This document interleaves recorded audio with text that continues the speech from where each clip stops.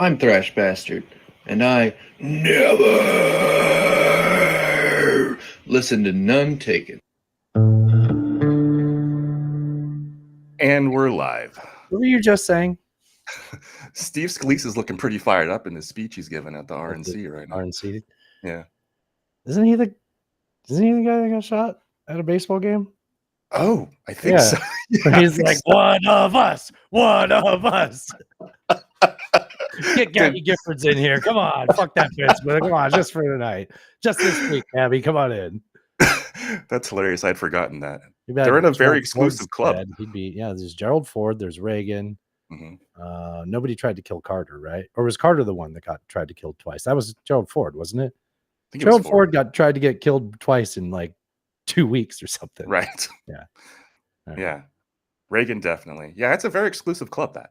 Yeah. For a while, there was no attempts. Yeah. About 40 years. Yeah. What do I got here? I had a whole bunch of great sounds that could have been the show open, but instead, I think I'm going to do this one. And let me ask you a question first. Okay. As is tradition, I'll ask you a question to open the show. Yes.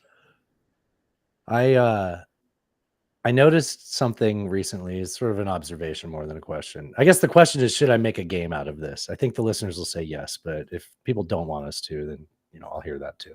Let me pause this. Okay. You ever notice Kamala Harris talks like Michael Scott from The Office? It just occurred to me. I noticed it now. I hadn't noticed it before. Yeah, because there was always where do I have my Kamala clips? You think you just fell out of a coconut tree? I can imagine what can be and be unburdened by what has been. I mean, that's a Michael Scottism right there. That right? definitely is a Michael Scott. I think we could probably do a game of 2 Kamalas, 1 Michael Scott, and you have to find it, or vice versa. I never know which is the best way to format those, and then I forget what I'm telling you to do, and we don't play the game well. I think 2 Scotts, 1 Kamala would be 2 Scotts, 1 Kamala. Okay. Yeah, the problem that would is be fun. The Scotts are pretty well known. You know what? There's 13 seasons. I think I can probably. Yeah, and I haven't watched it for years. I didn't watch it after the 4th season, so I didn't either. Yeah, too much Ed Helms. Ugh. God, are we there yet? Do we agree as a nation that Ed Helms was never funny? You think we got there yet? It's gonna be one of those things that we all dawn on. I was early on the trend. There's others with me, but this guy was never funny. He was the worst part of The Hangover. Might have made me not like the movie.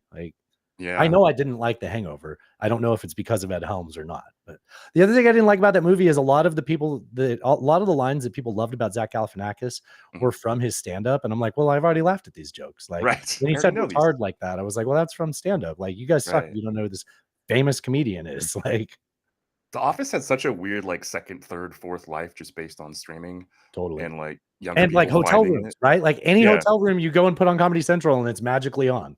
Right. Yeah. Well, anyway. Anyways. We'll have more about Trump's vice presidential pick in the big show, but I think for now we shall play a None Taken original that This was from a 30-second campaign ad of his that I only trimmed. This is not an AI. I sent this. So many people, especially military guys, were like, dude, your psyops are great, man. I'm like, I didn't there was no AI in this. All I did was remove some for brevity. I just pulled out the extra stuff and left the meat in there. So you could have 8 seconds of JD Vance. Sorry, not JD Vance. What's Trump calling JP. him? Okay, well, I got a board for it. It's on a different page. JP, right? JD Mandel. Okay. What the fuck? Yeah. Okay, here's JD Vance, and we'll start the show. Are you a racist? Do you hate Mexicans? This issue is personal. I'm JD Vance, and I approve this message. Let me in his damn house. Should we hit record? Yeah, 1, 2, 3. All right, you ready? I am ready. Are you recording? Yes. All right. Well, you want to start a show? Let's start a show. That podcast is filling your head with garbage. No offense taken there. Well, it sounds like None Taken.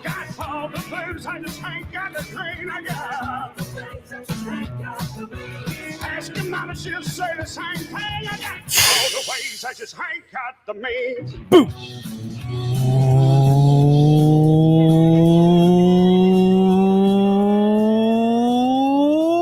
Welcome to episode number 383 of Not Taken, the internet's only debate and current events show with your hosts Dustin and Alan, two political nomads from two different worlds. Shout out to Reverend Peyton's Big Damn Band for the use of their song Ways and Means for intro music. Thank you for joining us. The time of this recording, it is, ready for it, Alan? Tuesday, July 16th, 2024. Nailed it. It's a great day for America. We are two coastal elites. Coming to you from the shores of the mighty Cumberland in Madison, Tennessee, all the way to the Pacific waters of El Cerrito, California. Here to recap another week of current events and sharing way too much of our tragic personal lives.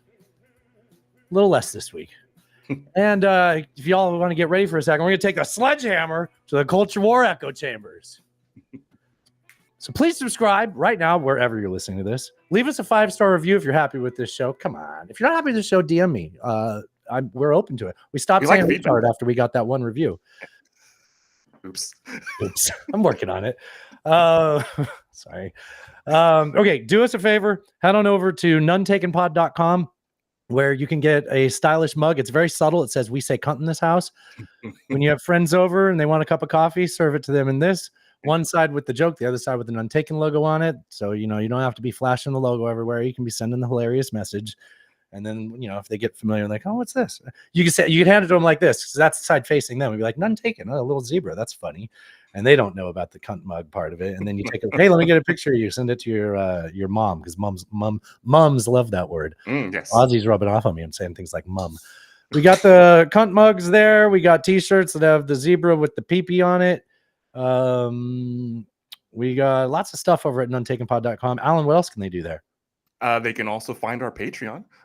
You can subscribe at $3, $9, or $18 a month. If you subscribe at the $18 level, Dustin will send you a Culture War veteran shirt, which is cool. Hell yeah. You got to DM him, though. It doesn't happen automatically. But basically, any level you subscribe at, whatever's comfortable for you, you get access to all our full unedited videos, as well as the hidden track we do before every episode. And you get advanced access to interviews and things like that we do as well. And the hidden tracks are pretty timeless. So Yeah. if you're new to the Patreon, you're getting a lot of value because you can go back and watch old shit there. Yep, it's all there. It's all there. Everything you need None Taken is at nonetakenpod.com. Our socials, the store, the Patreon, everything is there. Also, Patreon fellas, keep in mind that if your cards expire, it will unsubscribe. And we've had a couple of those fall off that I know are still active with the show. So just, Yeah, that's happened to me before too with shows. Yeah. In fact, It's happened to me. I was like, I hope Cody doesn't think I don't like Foxhole anymore. Yeah. Oh my gosh. Yeah, actually, that happened to me with Harris. I actually need to fix that. I forgot. Anyways, also, don't forget to support the people that support us. Slickitsdigital.com for all your SEO and marketing needs. Slickitsdigital.com. Hell yeah. What is up? What is up? What is up, everybody? Welcome to the show. Hope you all are having a great week. Quite the eventful weekend of news, which we will definitely get to. Yeah, some stuff happened. Okay. Personally, I didn't get up to a whole lot. I did go over to Ghost Town in Oakland, hang out with my buddy Tim and Allison for a while. We watched the soccer. We watched the England-Spain game. It was cool. Beautiful day What was out. the final score? I didn't watch it. 2-1. Spain. Was it exciting 2-1? It was. That's cool. It was a good game.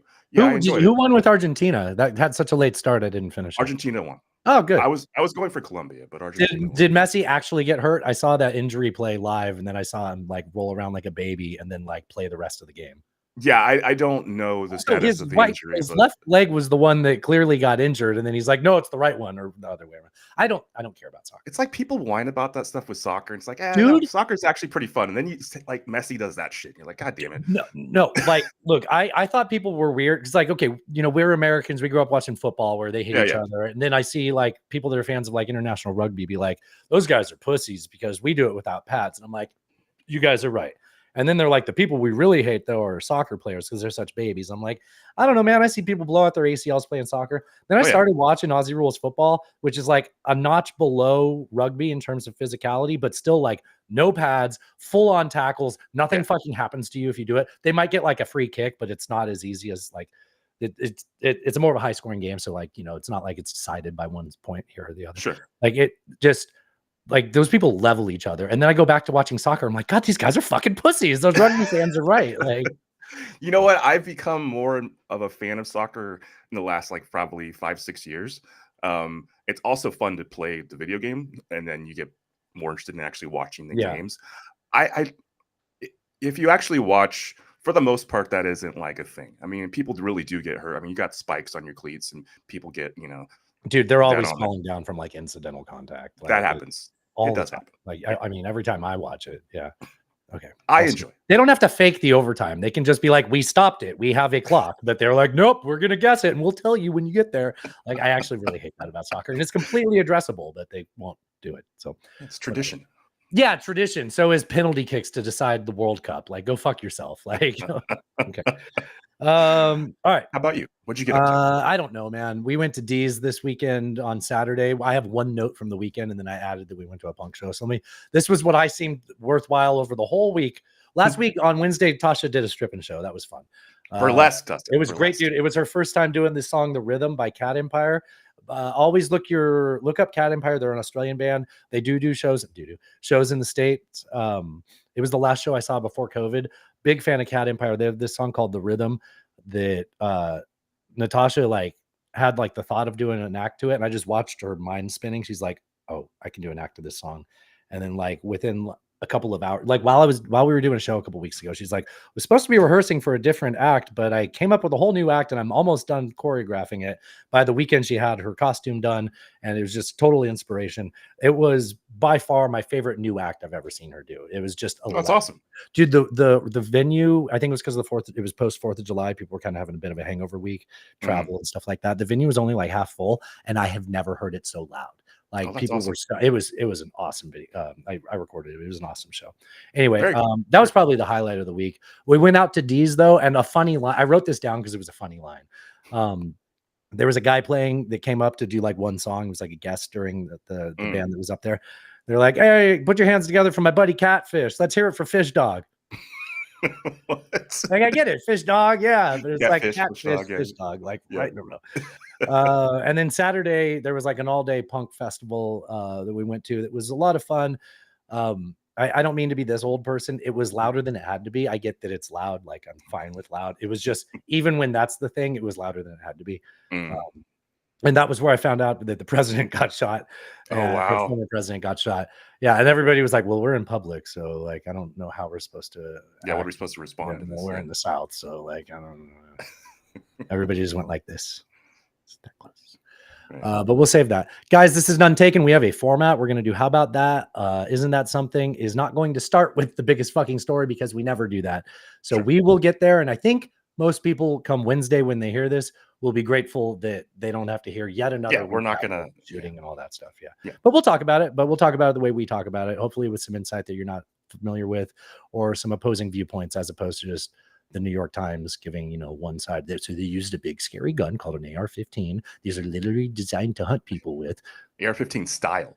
Yeah, whatever. Yes. All right. Can we get into our comedy clips? Let's do it. All right. Comedy clips. I've got one from, well, you know what? Let's rip the Band-Aid off because this one is about Trump. So Thrash sent this one in.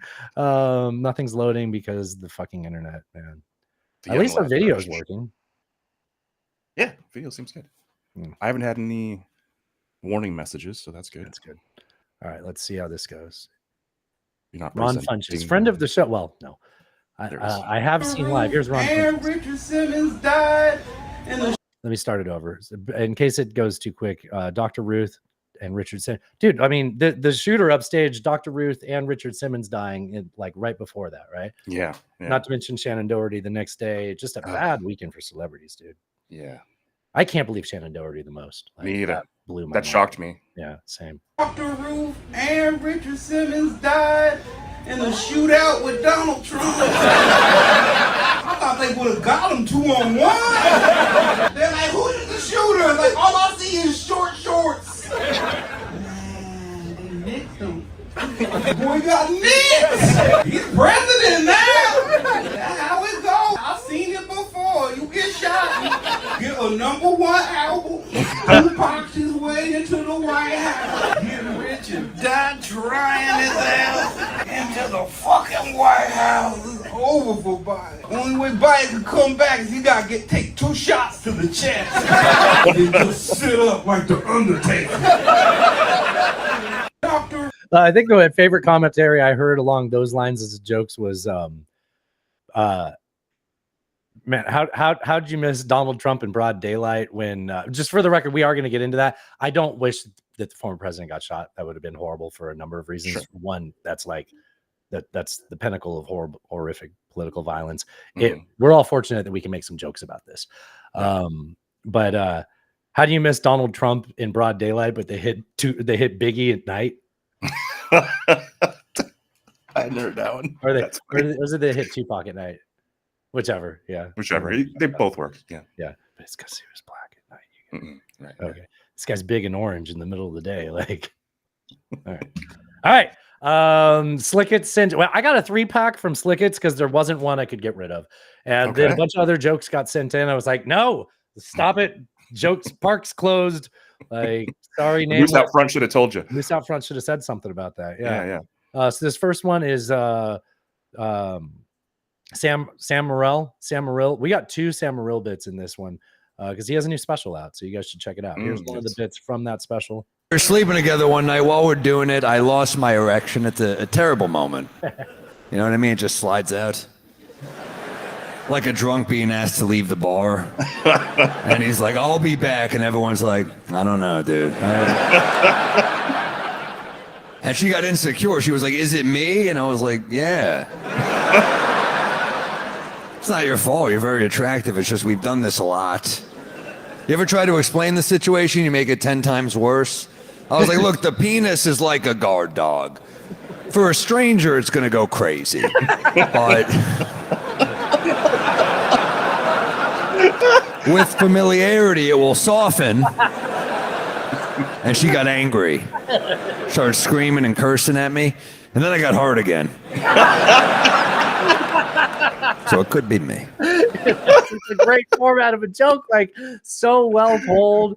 Oh my God, it's great. That's hilarious. I haven't seen the new special yet. He was on Are You Garbage last week, and he was really good, though. It's on my viewing list. You know what? Now's a good time to try to get him on. Can you remind me after the show? Yeah, for sure. Okay. This one's, I don't remember who tells this joke, so I'll tell you when it gets up, but it's called Cows. That's my note, is Cows. This is Ahmed. It says Ahmed's Comedy School. That can't be. Nothing's loading quickly. Ahmed Habruka Barucha. We good? Can I play the clip? Sure. Baruka salt. Taking it too far with cows. We kill them, we eat them, we wear them. That's on par with most animals. But with cows, we also eat veal, which are their children. Then we drink their milk. Doesn't sound as bad, but it's the milk intended for their children we eat. We eat their babies, and then we eat their babies' food with cookies. Just dunking cookies in there, just a midnight snack.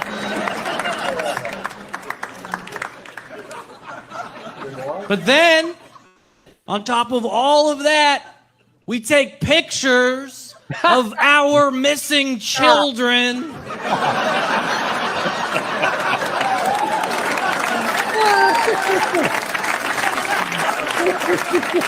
Put it on their milk.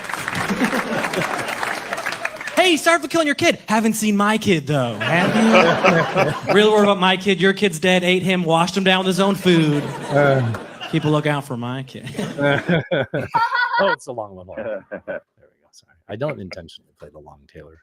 You just kind of jab a finger at the screen. Do younger kids even get the whole milk carton thing? I think they've heard about it enough to be able to get it. Yeah. We actually haven't done that for a long time. No, we talked about that on the show. There it was like an evangelical farm in Indiana that did the whole thing. Oh, started that trend. Yeah, and it was around the same time as like Satanic Panic and stuff like that. Okay. Too. Yeah, it was all tied to that. Interesting. Veal is gross, by the way. It's disgusting. People. I mean, I would, I wouldn't eat veal just out of like, why would you support that? But no, don't do that. Same reason I don't eat cephalopods, Alan. Interesting. Too smart. It's weird. It's like you wouldn't eat dolphin. Right. Well, maybe you would. I don't know. People can eat octopi. I don't care if you do. I would prefer not to. That's all I'm saying. That makes sense. This is Chad Daniels. This was the joke that closed down the no more jokes came in after this. I was like, Slickets, you sent in 3 and I can't pick one to not play.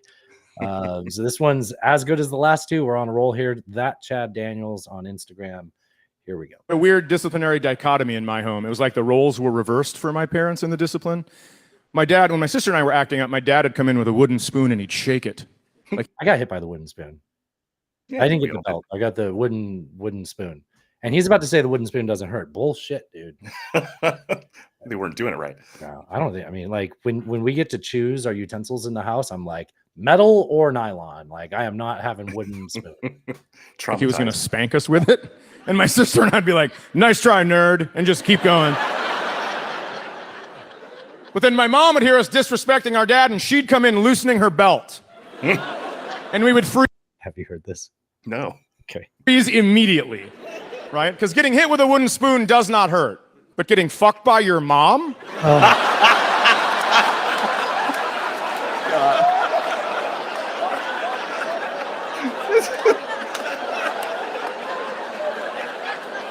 We had a weird.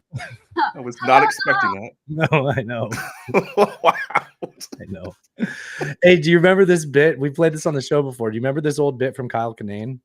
This was, I think, timely given the events that came up over the weekend. Motherfucking internet. There's nobody in the house but me. Huh.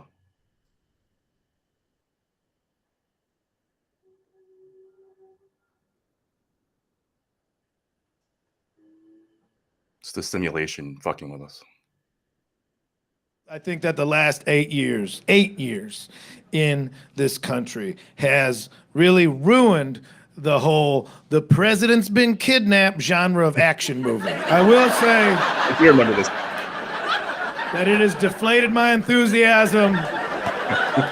Man, that was a fun movie 10 years ago. That was fun. Oh, you'd go right to the cinema on Friday. The president's been kidnapped. Oh no, who's gonna save him? Channing Tatum? I hope his shirt doesn't come off.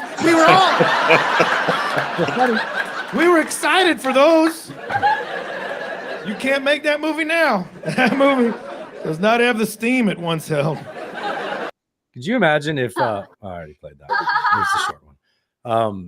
Could you imagine if that bullet actually was like an inch to the right and Barron Trump was just watching people post, all the memes that they would have posted if he died? Oh, God. Yeah, I know. Well, that wasn't funny. It's a horrific thought. Down a notch. Yeah. Way sent this one in. This is about ostensibly this is about gay rights. It's really about being lost in translation. Thank you, Way. One of the best jokes I was gonna say he sends good jokes all the time. One of the best jokes I've seen in a while. Fluent Russian speaker, but my vocab is that of a well-spoken 7-year-old, So we were just kind of like chatting back and forth. And the thing that she said she was most surprised by is that in the US, you can be gay in public. So this is still illegal in Russia. So I was trying to be really supportive. So I was like, not only that, but in the US, if you're gay, you can get married, you can have a family. But the more I talked to her about gay rights, the more uncomfortable she got. So that made me really upset. So that night I called my mom and I was like, I spent the day walking around with Dasha, but every time I brought up gay rights, she got really uncomfortable. I'm not going to condone that. I don't know if I even want to see her again, And my mom was like, okay, hold on. What's the word that you used for gay? And I repeated it. She was like, yeah, Dasha might have been upset because you spent the last 6 hours saying butt boys.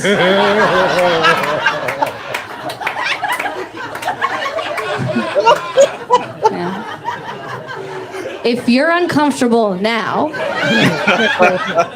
imagine how Dasha felt when I would not let this go. I was like, Dasha, in America, we respect butt boys here. Some of my best friends are butt boys and front butt girls. I'm a Front butt girls. That's very funny. And then Nameless sent this one, and we'll close it out with one more from Sam Morrill. All right.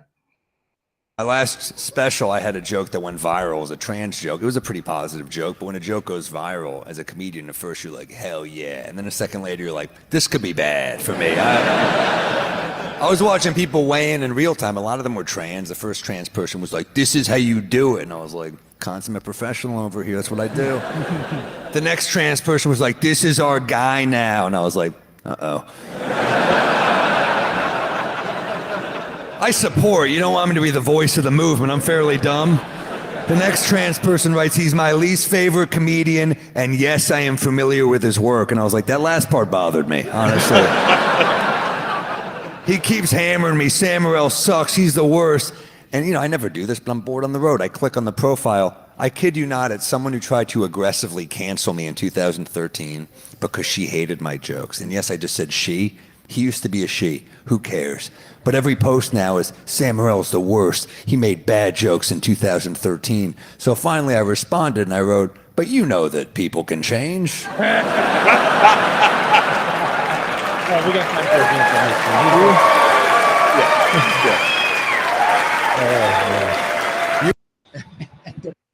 for That's funny. Very, very funny. You know what?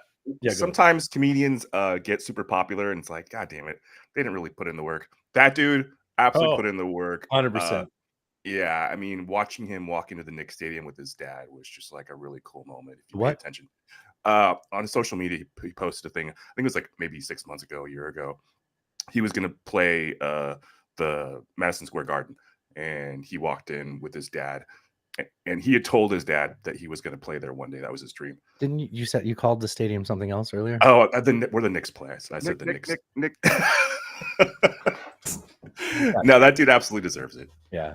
You know, there's an interesting story about how Madison Square Garden got its name. Oh. So first of all, not a square, right? No. Like nothing in New York is the way it's supposed to be. Is it because of the boxing ring? So there was a boxing ring. Okay. And it was like 4 blocks over and 2 blocks down.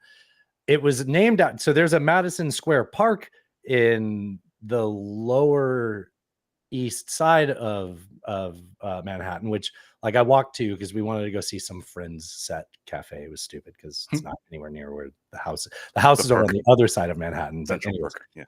Well, no, but it's not. It's in I think it's in Greenwich Village, but I could be mistaken. Anyway, so all along the way there, we went past Madison Square Park. Now, something about James Madison that you should know is that he was a Virginia politician. And in 1812, he won the presidency against Clinton, who, and all I can think is George Clinton. I know it wasn't George Clinton. The P-Funk All-Stars? Yes, yeah. New York, he was I think he was governor of New York and mayor of New York City at one point. I don't remember what he was at the time, but if it weren't for Pennsylvania, James Madison would not have won that election, and Clinton would have won it. And then now years later, when so Madison Park was its own thing. That park is where Madison Avenue terminates at its south point. Okay. I don't remember what street it intersects with, but Madison Avenue, its furthest southern point is down at Madison Park, right? Mm-hmm. Which helped lend its name to the street that they made that was adjacent to that park. The park was already there, but they extended that street all the way up past Central Park. And when they went to name it, they named it after former President Madison. This was in like the 1830. It's like 1835, something like that, right? And if James Madison would have died a year later, instead of the year that they named that street, they named it after him because he had recently died. He was a president who had recently died. And there was a park named after him in that area. They would have named it after like Betsy Ross or something, who died the following year if they would have made it. Do you follow? Do you get what I'm trying to say? Yes, I understand. Yeah. And so there's no reason that this like Virginian politician, right, who was president 50 years before, it's a happenstance of history. Yeah. And then Madison Square Garden moved a few times. It was like a Madison Park, and then they kept the naming rights every time. Here's my favorite part about this wrinkle. So where Madison Square Garden right now isn't even where the most recent Madison Square Garden was. And it wasn't where the boxing rink was. The guy that had the boxing rink bought the naming rights from some financial firm that had the building at the time. Anyway, he bought the rights for Madison Square Garden, and he wanted to open up square gardens all over the country. Oh, So that's the Madison Square Garden, and that was- explains the Boston Garden because it's the same company. Oh, Doing a little Cody sounds like a Tucker Cody thing. Tucker bit. Yeah, I Right, was just gonna right? say. Yeah, that. yeah. Anything that's like Interesting. a something garden might actually originate with that guy's promoter. company. Yeah. Interesting. The more you know. The more you know. Let's and you know what, Alan? Something appropriate to say with that is, No. hey. Oh, I didn't load the thing. Oh dear. no. Okay, we got to do this old school. I got it in here somewhere. Give me one moment, okay? Mhm. Nah, shit, I don't have it in here. Oh dear. We could just do it. We could just go, oh, how about that? No. Okay. Let's not do that. I've got a space for 2 sounds right here. I'll add it right here, okay? Mhm. We'll do it live. Do it live. Whoa. Fuck it. How about that? Oh, let's do the Tom Segura one. Oh. And then for Isn't That Something, we'll do Isn't That Something? Okay, everything's normal in the world. How about that? There, we got. Oh, you're looking up at the RNC. What happened? JD Vance's stupid face. It's just. I don't know who JD Vance is, Alan. Do you mean to say? I think you misspoke. I think you meant to say JP, right? JD Mandel. JD Mandel. I don't know Mandel, who JD right, Vance right. is. You're talking about the New York financier, JD Mandel? That's what I meant. That's what I meant. Yes. All right. So now I got to find the page. Let's get into our how about that segment. So how about that? This is I don't even remember anymore. Oh, I know this one. Yeah. Tim shared this in a chat. So this is for the listeners. Sometimes other people have seen these before. So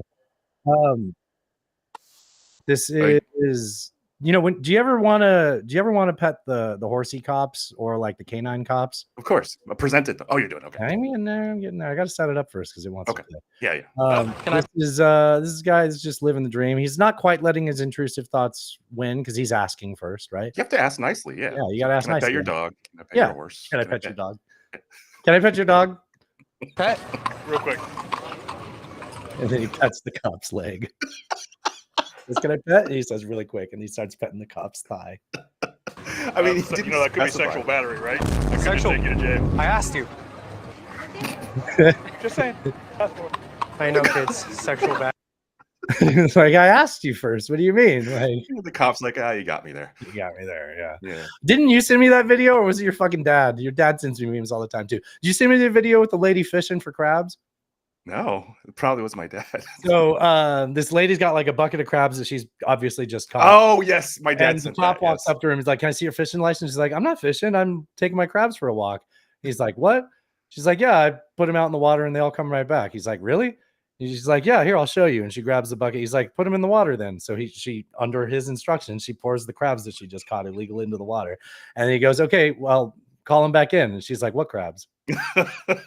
Fucking outsmarted him. It was very funny. Yeah. This is Roman statue dicks. Slickett sent this in. I don't remember this one at all, so I'm looking forward to this one. One of my favorite facts about Rome is that somewhere in the mid 1800s, a pope didn't like the fact that the Roman statues had dicks on them. So he. Hey, this is old. I closed the wrong page. I know this one. Well, we're playing this anyways because we started it, right? Let's do it. We can't tease. I wrote the news. Ordered all the dicks to be knocked off. Fast forward to the last decade or so, and art historians, in conjunction with the Vatican, are now trying to restore some of these old Roman statues. But here's the thing. The dicks were never destroyed. They were just kind of kept in a box. And so now you have a bunch of art historians just going around to different Roman statues, trying to match the dick to the statue. That's great, man. That's great. We're gonna go to Rome for our honeymoon. It's nice work if you can get it. Somebody's used those for like other things, right? Sure. Some horned up priest used it on his nun. All right. It's better than the other things they do. This is an NPR segment that, you know how, so I guess don't watch. I'm not sure. I don't think that'll matter. I don't think that matters. So I was sometimes on NPR, I like to see if you can, this is The Economist. It makes more sense. So on The Economist, they talk funny, right? They're all British. Yes. So I'm going to have you guess what this Brit's saying. Okay. Who's as established in the hidden track. They're all making it up. They're making up their voice, as is evidence right here. And there's street performers and sloths in the park. What? Sluts in the Park? That's what I thought. Performers and sloths in the park. I actually don't remember. I think I thought that I for sure would know what it was when we got here. I actually couldn't tell you. Street performers and street performers. Yeah, this kind of sucks because I don't. Performers and sloths in the park. Performers and sloths in the park. And there's street performers and sloths in the park. I got it. Do tell. They were down in the Caribbean or something, and they're saying. And there's street performers and sloths in the park. Now you think it sounds like sluts in the park, right? Yes. Sloths in the park. Sloths. Okay. And there's street performers and sloths in the park. It kind of sounds like sluts in the park. It definitely. How about that? That's something Tom would say. How about that too? By the way, early candidate for show title, I think. Sluts in the Park? Yes. Saturday in the park.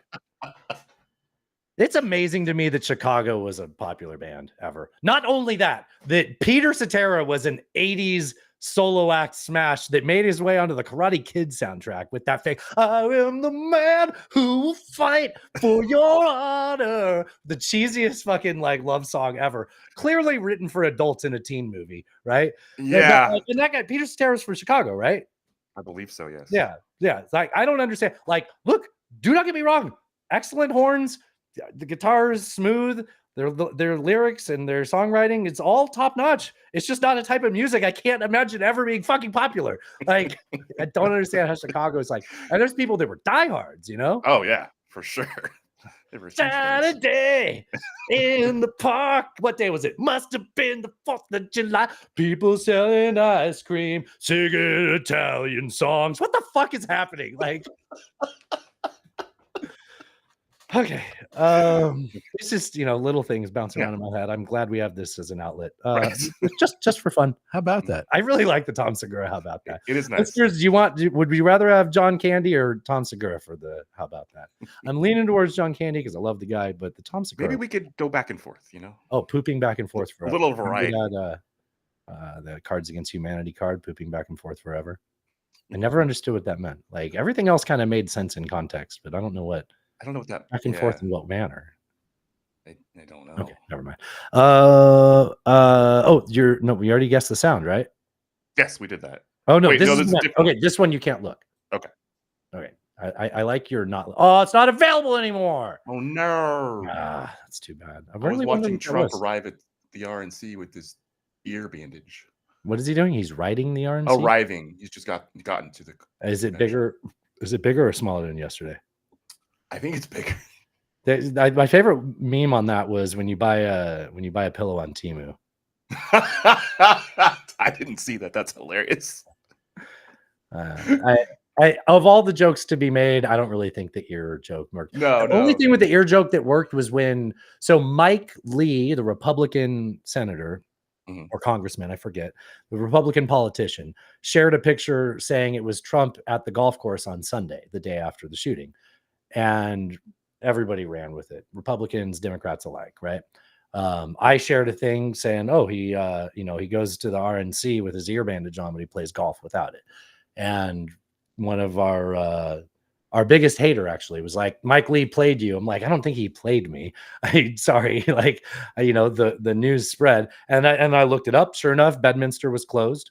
The golf course wasn't even open. He didn't play golf. So I pulled it down because that's what a normal person does. Now I feel like if I pointed something out that he'd find some way to be, doesn't matter. It's something he would have done. That's the way that those people behave. Right. I'm very proud of us for being above that.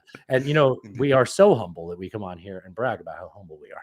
Yeah, absolutely. And righteous. And really nobody's better at us than being humble. It's hard to be humble when you're perfect. It is when you're so, what is it? When you're perfect in every way. That's right. Yeah. We got to have that in the soundboard. All right, where are we? Oh, have you not? We don't get to guess. That's too bad. It's been a while since we checked in on Alex Jones. Oh. I got a good Alex Jones clip here. I'm surprised this one didn't get pulled. So I don't even remember what the other one was, but how come that one got pulled and this guy's on here doing this? Rape. All right. Jeez. Okay. That was. How about that? Yeah, how about that? How about that indeed? Hey, Alex. I'm sorry. Okay. Okay. Well, I think we'll check in on Alex when we get to the culture wars. I think our last sound for the show is Alex Jones. What? Rape. I opened the box again on accident. I'm sorry. Was he doing swigs of Tito's from the bottle? I don't know. He's saying his favorite flavor is grape. Oh, right. Rape. Okay. All right. I'm sorry. Jeez. All right. I know we have female listeners and they probably don't think that's as funny as I do, which sounds worse when I frame it like that, doesn't it? It does sound worse, actually. All Yeah. right, one more time. How about that? All right, we'll move on. Let's get into our. Isn't that something? Oh, that's John Candy. Okay, so it's Tom Segura versus Jeff Bridges. It's Jeff Bridges that says, Yeah. "How about that?" Oh, I kind of like the Jeff Bridges. How about that? It's good. Okay. We're in. Isn't that something? So, I guess these are where we do. This is where we hide the big shows, the big news of the week. 40 minutes into the podcast. We transition into heavier topics. Yeah. So let's talk about the big Trump news of the week. Yes. That's right. The classified documents case was dismissed in Florida. That's the big Trump news of the week. Let's play a clip about that. Yes, and this is a 2-minute clip. It's the opening 2 minutes of the Lawfare podcast. Indeed. So Judge Cannon, as she made clear in a matter of first impression for the circuit, went through the question of whether special counsel Jack Smith was constitutionally appointed such that he can bring the indictment against former President Trump. She dismissed the case on the finding that he is not, in fact, constitutionally appointed. So I'll just run through the opinion, which, as Ben mentioned, is quite long. So she does a background of the case and the procedure. The appointment is divided into two constitutional arguments. The first is the Appointments Clause. The second is the Appropriations Clause. As I will mention, the latter gets much less treatment than the former. So she goes through the principles around the Appointments Clause argument, which involve four different. This feels boring. Or do you think people are tracking? So this is the explanation as to why the documents case was dismissed, and she's setting everything up. But does anything need like just entertainment padding? Not that people can't follow, but like, are we good? Probably. Should we just summarize it now? We don't have to listen to the whole thing. Or? Oh, I mean, no, because the next minute is good. But like, was there anything there? I guess I could have trimmed that out. No, I think that's necessary. That was good. That's good setup for the following minute. Okay. Yeah. No, because I can think of things you'll say once you hear the whole clip. I know you got plenty to say about all of this. That's why I'm counting on you with this one. Statutes that Jack Smith cited in support of his holding the authorities that he says that he does. She does a very careful and thorough textual, contextual, and historical analysis of all four statutes. She looks at the Nixon case, which is, I think, commonly understood to have already upheld the constitutionality of the special counsel. This is the Nixon case, which was decided unanimously by the Supreme Court, right? Right. Yes. Okay. the Supreme Court case, Nixon, that is, and finds that actually it didn't. It was non-binding dictum. So she said that even though they were even though the case was argued in front of them and they made a unanimous decision, she calls it dictum, which means like, it's almost like hearsay, right? It's like they're just saying things. It's not like binding law. Yeah, it wasn't precedent. It was just 9 Supreme Court justices agreeing about something. It's no big deal. Dictum. Barely knew him. She goes through the question, which is relevant to the constitutional argument about whether the special counsel is a principal officer or an inferior officer, and then switches over to the appropriations clause and essentially says she does not think that the special counsel is lawfully being paid and is not lawfully conducting itself. So it sounds like, so a lot of the questions was like, was he properly paid? Was he properly appointed? And she's just bouncing around between the two, right? There's a Yeah, little bit and- more in this, but is that accurate so far? 12 more seconds and Yes. plenty more commentary. But is that accurate? Yes, that's accurate. Okay. But she's not going to fully reach the question because it's unnecessary, having already dismissed the case on the basis of the special counsel being unconstitutional under the appointments clause. Okay. And that all goes back to the fact that the only reason that was even brought up was because in a case that the Supreme Court was not briefed on and nobody was contesting and nobody even appealed at the lower levels before it got to the Supreme Court, in a case unrelated to anything about the Mar-a-Lago case, Clarence Thomas, in his concurring opinion, just said, "Oh, by the way, I don't understand how Jack Smith was appointed." Like, what? So she took that and did all this. It sounds like she did this off the direction of Thomas's concurring opinion. So the issue of whether or not Jack Smith was constitutionally appointed and whether or not he was constitutionally funded was brought up before Thomas's concurring opinion. So it had already been out there on the table. In fact, it had been brought up by Trump, like back when they appointed a special prosecutor. It was brought up when Mueller was appointed. Yeah. So now that argument was roundly rejected by the appellate courts and struck down. So it's conservative judges. Yes. Going back to 2018. Yes. Yeah. So it wasn't like, it happened because It wasn't even novel. It wasn't even like she was like, given this clever thought, we have this resolution. Right. But I do think that, and we talked about it when Thomas, filed his concurrent opinion, that it was very bizarre that he just sort of added that little addendum, which had nothing to do with the immunity case that he was actually writing an opinion about. The court wasn't briefed on it, as you said. It was never part of that case. He just snuck it in there. But in so doing, he provided her cover to release this, opinion or this judgment and it not seem batshit crazy like a lot of her other rulings in this case. Yeah. So this will be appealed to the 11th Circuit. She wrote it's a 90-page opinion, over 90 pages, like 91, something like that. And it's all like citations and like florid language. Yes. Yeah. It's very florid legalese. Yeah. And so in a way that legal experts say is unusual. And it's kind of like, when you work with an idiot and they always use big words for no reason. They try to when a diminutive one will suffice. Right. I mean, I like a good vocabulary, but I like a good vocabulary. But no, this seemed kind of unnecessary. But because of Thomas being one of the 9 most influential judges in the land's opinion, now that lends some credibility to this ruling. Yeah. I think it will probably be overturned. Well, we'll talk about it. Let me play this next clip. Next clip has 2 parts, so we'll pause this one in the middle, and then we'll pause it after. Just before we get to the next one, I will say, so in her opinion, she essentially says, so I'm only going to talk about the appointments clause, really, but also I think the appropriations clause also applies here, and that he wasn't constitutionally funded. But I'm not really going to deal with that, as she said there, because I already decided the first clause invalidates his appointment, so it doesn't matter. Right. Just to clarify that. Oh, it's not playing. Should agree with the great they are and how it is an Eileen canon of interpretation in which you run through the defendant's arguments and say how great they are and how everything is telling you that you should agree with the defense that Jack Smith is a principal officer who should have been appointed with the advice and consent of the Senate. However, you ultimately decide that the authority is unclear, or that maybe there's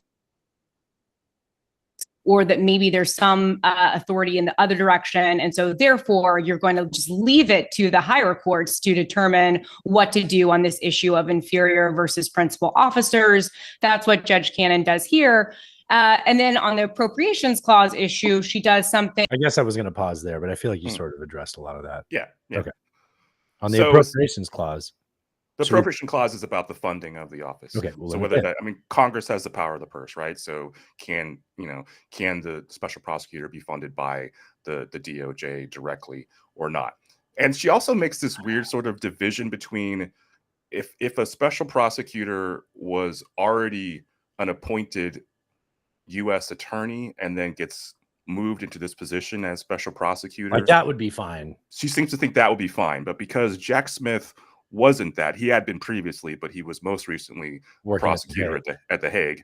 So she says totally unqualified. Totally unqualified. He wasn't already in Which position. I do understand. I am sympathetic to saying, like, we need to make sure that the people that are making decisions as agents of the government are appropriate people to be doing so. That's an appropriate question to ask. I just don't think that it rose to the level of dismissing this case. I agree. But essentially, there's another half of this clip, right? Like, I wanted to play the other half. All I'm right, afraid that we're going to get into what she's going to say. Somewhat similar. I mean, she says basically it flows from her statutory interpretation argument that because there's no statutory authority for Jack Smith's appointment by the Attorney General, then that means that he has been improperly relying on this appropriation, which violates the Appropriations Clause. And she kind of says, I don't really know what the remedy would be here, but because I already decided this issue of dismissal under the Appointments Clause, I'm just going to, say that basically probably dismissal would be appropriate, but it's up to the higher courts whenever they review this opinion. Okay. So she kicked it to another court, which is really just buying him time till he gets elected rather than going forward with it. Yeah, which she's been doing this whole time. And even if the appellate court overturns her decision here and kicks it back to her, she still has a whole bunch of other things that she can do to kind of put the brakes on this case moving forward prior to November. Which the real hope is that, well, I think I'm getting ahead of myself with what I want to ask you. So, I mean, it sounds like it pretty much all follows from Thomas's statements in the immunity case. Yeah, it's Thomas's statements, and also which they weren't briefed on, and none of the parties appealed that question. Right. Like, correct, yes. Okay. None of the parties were like, oh, by the way, we're concerned about this thing. Nope. He's Didn't just come like, up at by all. the way, guys, here's something unrelated to this question about immunity. Put a Post-it note on this concurring. Yeah, opinion. I know, right? Yeah. She cited Thomas's opinion 3 times. Yes. But she also cited like we mentioned before, the Nixon case, which was a unanimous decision. Remember, the immunity was not a unanimous decision. And out of the fractured court, only one of the opinions mentioned this, and it was only in a tangent, right? Yes. So if you're looking at things that you put weight in, she's citing Thomas's opinion 3 times, and then she goes back to the unanimous Nixon decision, and she brings up the fact that one of the statements, not even the main thing, but one of the statements in it, in a unanimous case, the parties weren't really briefed on this. Am I making sense there? I got a clip that says that better, but like, yeah, no, that's 100% correct. Yeah. Okay, let me play this. This is her saying that better. But it's worth noting because at the same time that she is citing Justice Thomas's single justice concurring opinion on an issue that the court that was not raised before the Supreme Court in the immunity case, that was not argued by the parties, she cites that several times as persuasive authority. But then when it comes to the Supreme Court's unanimous opinion in Nixon, in which there's a passage that seems to decide this question in favor of the special counsel's office, she spends pages and pages explaining why it is she can be dismissive of that as dicta. The reason being that she says that it wasn't raised or briefed by the parties in that case. Exactly. So yeah, it's so she's like discounting that on the Thomas side and saying, no, this is clearly, this is legal precedent.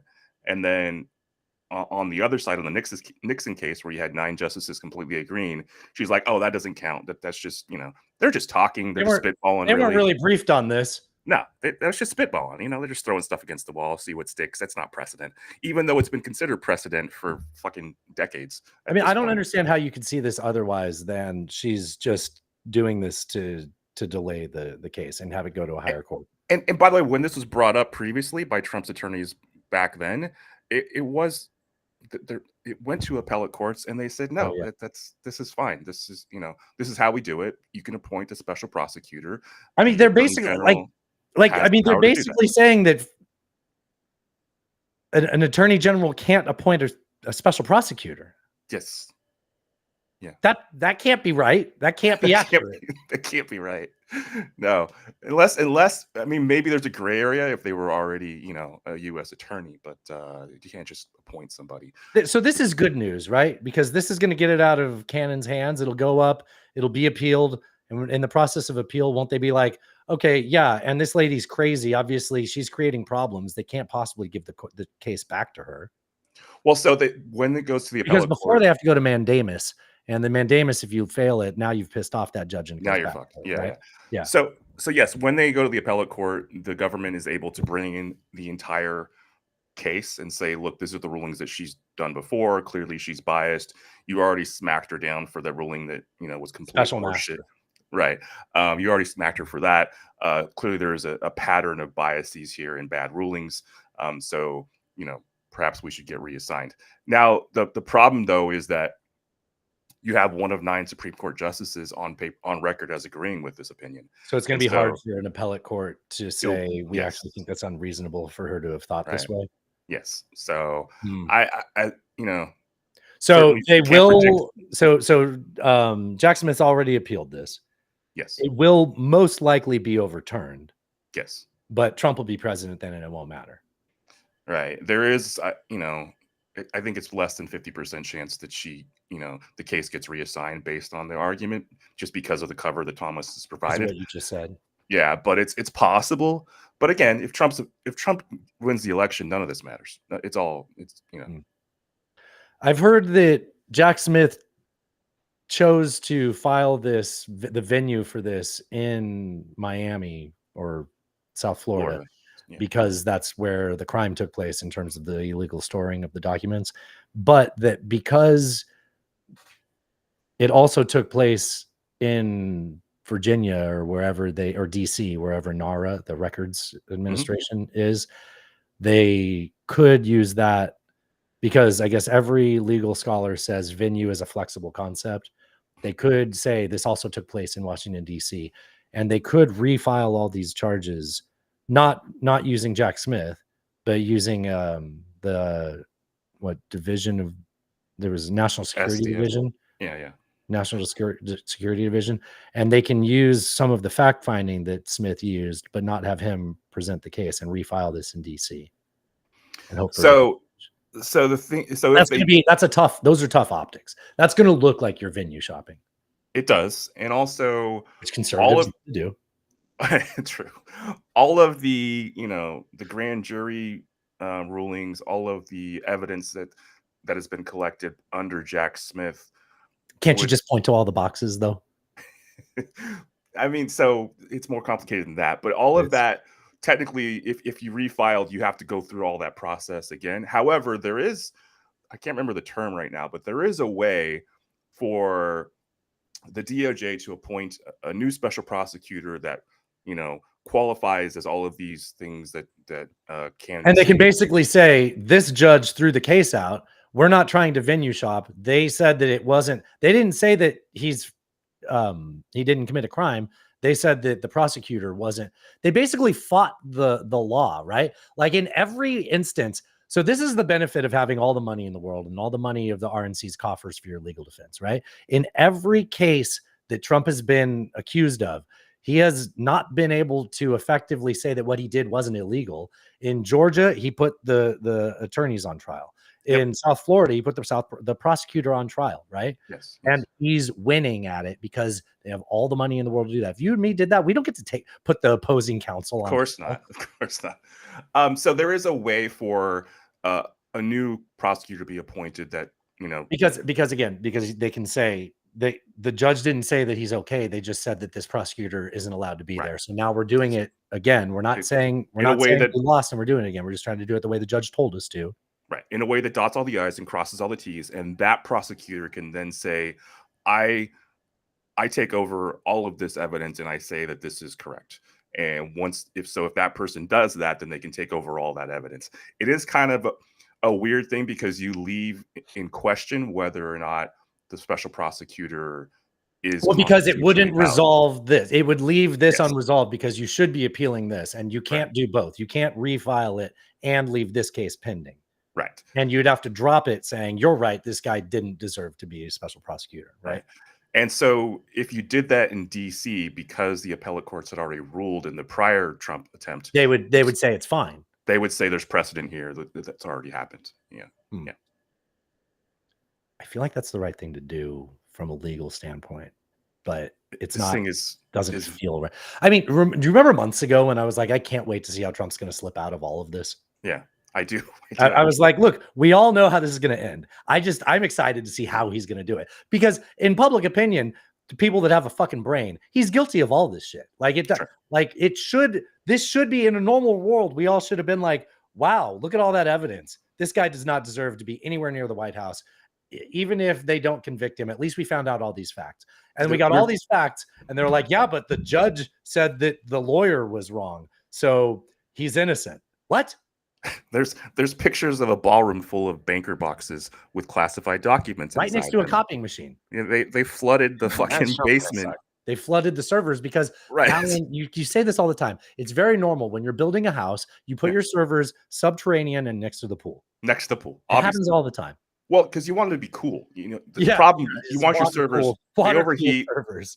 Yeah, exactly. Yeah. You just pump it through the pool. And that has the added effect of warming the pool. See? Exactly. Yes. Yeah. See, you got to think like an engineer. Yeah. Right. That guy totally said he got told to do that, right? Yes, he did. That guy testified in that.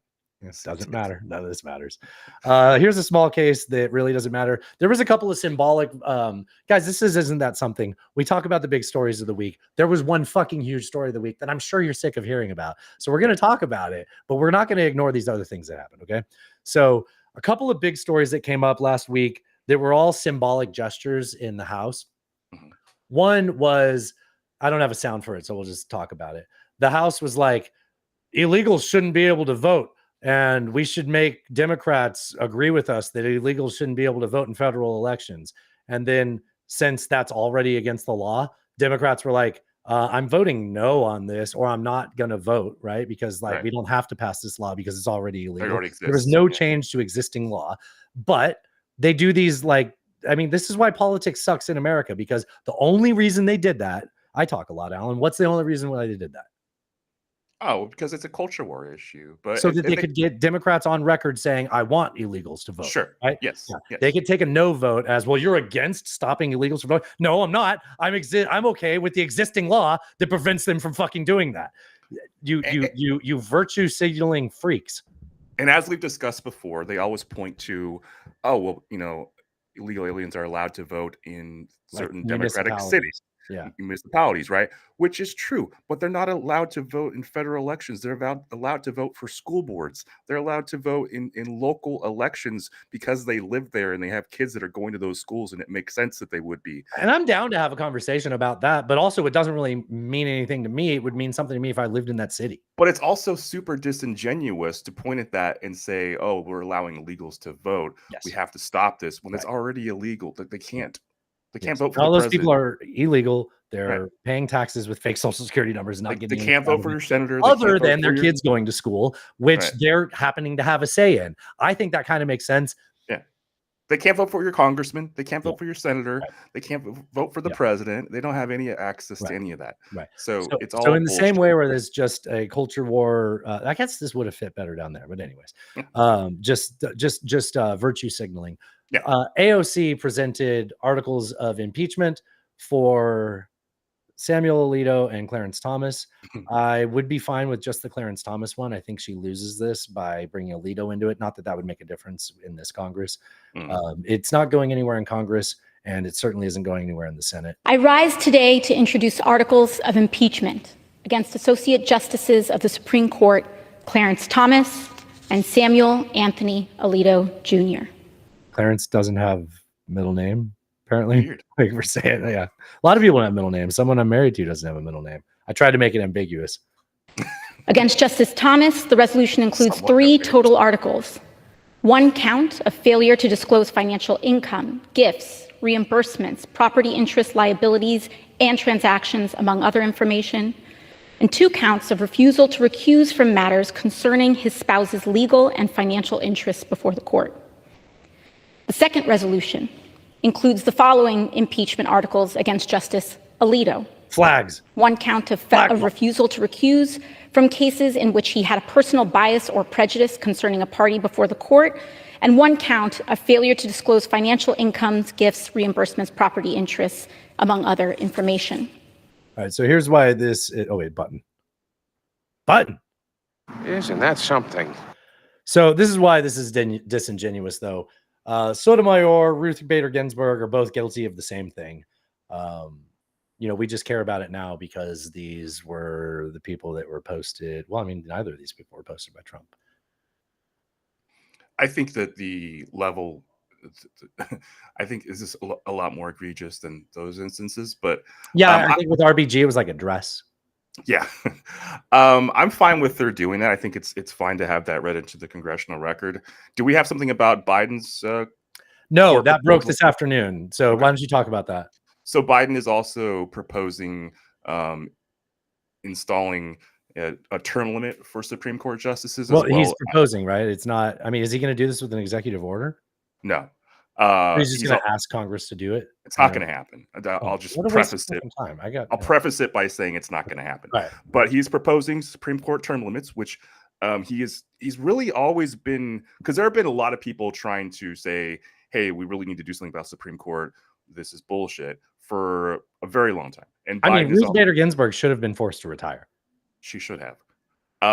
And Biden has always been sort of a status quo guy, just leave it the way it is. So it is interesting that he is now coming out and saying that he would like to do this. It's not going to happen, as I said. But so term limits, and then also a code of ethics that's enforceable, as every other court in the land has, but the Supreme Court does not. And even the code of ethics that they just came up with, I think last year, there's no enforcement mechanism for it. So it's fucking useless. So he's floating that. He's saying, I need Congress's help. There's no way it passes in this Congress, in this Senate. And it's definitely, if things continue the way they are, Dems are likely to lose even more seats because down ballot races are going to be impacted by the presidential ticket. So it's not going to happen. It's not going to happen. But I like that he's come around to saying, I agree that this should be done. And perhaps future politicians can run with that when they have a majority. So a couple of thoughts on that. One, I think term limits make sense. I don't think that if we lived in a world with term limits, we'd be arguing for a lifetime appointment, right? No. But people that like the status quo or are happy with the what do you call it? How many people are in the Supreme Court? 9? No. Oh, the conservative majority. Yeah, sure. The 6-3 majority. Yeah, people well, that also the current constitution of the Supreme Court was the word I was going to say. Sure, that works. Okay. Those, like, if those are your priors, then you don't like the idea of adding term limits. But if we lived in a term limits world, nobody would say that we agree you should be there for life. So I just think that counterfactual kind of like can help you frame whether you're being realistic about whether that's a bad idea or not. I think term limits make sense. Second point is it will get rid of a lot of the fuckery that's been going on over the last 2 presidential terms, even 3, of leveraging the Supreme Court. If every presidential term you're potentially replacing like 2 judges, right? Because of the length of the term limits. So if it's just a guarantee every president gets to replace 2 judges, you don't have to fight over any bullshit. You just have that baked into the cake with everything. I think that brings down a lot of the tension in the country. I think that's a helpful byproduct of it. Lastly, I think it's going to piss off conservatives and some moderates, and I think it's going to backfire. So, well, it's not going to happen, so it doesn't matter, at least not now. But if you look at the fuckery that McConnell pulled with the Supreme Court during Obama and then Trump, where he had it one way under Obama and said, "Oh, you're a lame duck president. You're going to be out of here in a year. No, we're not going to allow you to appoint a new justice." And then the same with thing even happened. less time left on the calendar with Trump had like 2 months left or something. Yeah, and they allowed him to appoint a justice. Yeah. So when you look at the one side gaming the system like that, I think that it makes a lot of sense for this sort of to reform. remove that from as a chip. This sort of reform for the court. It would still because have to it makes people. I mean, look, I've got a thing that I intend to say as we start talking about the president being shot. People are not happy about the executive branch not listening to what the people want. No, And I don't think it justifies violence, and we'll ease into that. I didn't mean to say that now, but like this is an example of that though, right? Like government is not listening to what people are saying they want, and people that are just happy with the results of it are loudly celebrating. But by and large, like if everybody just took mushrooms tomorrow and didn't have all their biases, and we just had like a way of communicating, understanding each other, you'd be like, yeah, I agree with you. You know, I still want the things I want, but sure, you're right. This is stupid the way they've been doing that. Right. I mean, and justices would still have to be confirmed by the Senate, just like they are now. Yep. It's just You there don't get wouldn't to be, just pick your judge. Yeah. no, but there wouldn't be all this bullshit that's around it right now. Right. And the Supreme Court, I believe, is at its worst, rating as far as public opinion of the court it's ever been. I want to say since we've been doing surveys, it's horrible. Like this includes people on the right and the left and in the middle. Just think this court is completely full of shit, and I agree. And so we need Supreme Court reform, and this would make it a fair playing field. I agree. Yeah, I think you said it better than I would have. Good job. Good job. Oh, thanks. You're welcome. Isn't that something? How about that? Trying to. Isn't that something? There we go. All right. So this is normally where we do our election segment. I guess this is elections related. By now, there isn't anybody who listens to None Taken. They came here and was like, the president was shot? What? No. So I don't think there's anybody on this planet that doesn't. Yeah, no shit, right? Talk about like, do you know what's funny is that on Friday, some news broke about the shot heard around the world, Lexington and Concord. They found like one of the original musket balls. Oh, really? They were like, I didn't even see that. they were like, it was proven to be shot into the other side of the river. Therefore, like, this is clearly the other side's musket ball, and I said that to some old timer at a supply house, and he's like, well, it's not the first one. I was like, yeah, left. I don't know. I still don't know what the fuck he was talking about. But it's like, no, don't know. Anyway, shot heard around the world. I mean, fuck, man. Yeah. Anyway. By now, people have a lot of questions. I think we have a good frequently asked questions segment. So here's a little Q&A/FAQ. This is from a spiritualist using dowsing rods to fill you in on everything about the Trump shooting over the weekend. Was the person that shot at Donald Trump actually trying to kill him? Yes, thank you. Was he actually a Republican? Yes, thank you. I like her manners. It's like when you talk to AI. I learned recently that AI gives better results when you're polite. If you're pushy with it, it's like it also responds to what human beings act like when they're pushy, and it's more likely to give you bad information if you're pushy. That actually makes sense. So it makes me think that if you're trying to hack the AI and get it to say something that it's like confines don't want it to, you just be really rude to it. Did he actually get shot and killed at the... Yes. Did somebody warn the Secret Service that he was trying to kill Trump, or like he was on the roof or something? Yes. And did the authorities ignore the warnings from the folks that spotted him? Yes, thank you. Was this a premeditated thing? Yes, thank you. Was the government in on this premeditation? No, thank you. Was the person that was trying to shoot Trump, was he acting alone? Trained. No. Not acting alone, Alan. Thank you. Was he acting with help from some of his friends or family members? Yes. Oh, she's full of shit there. Loser didn't have any friends. Thank you. Did he have inside knowledge as to how the rally would be set up or anything like that?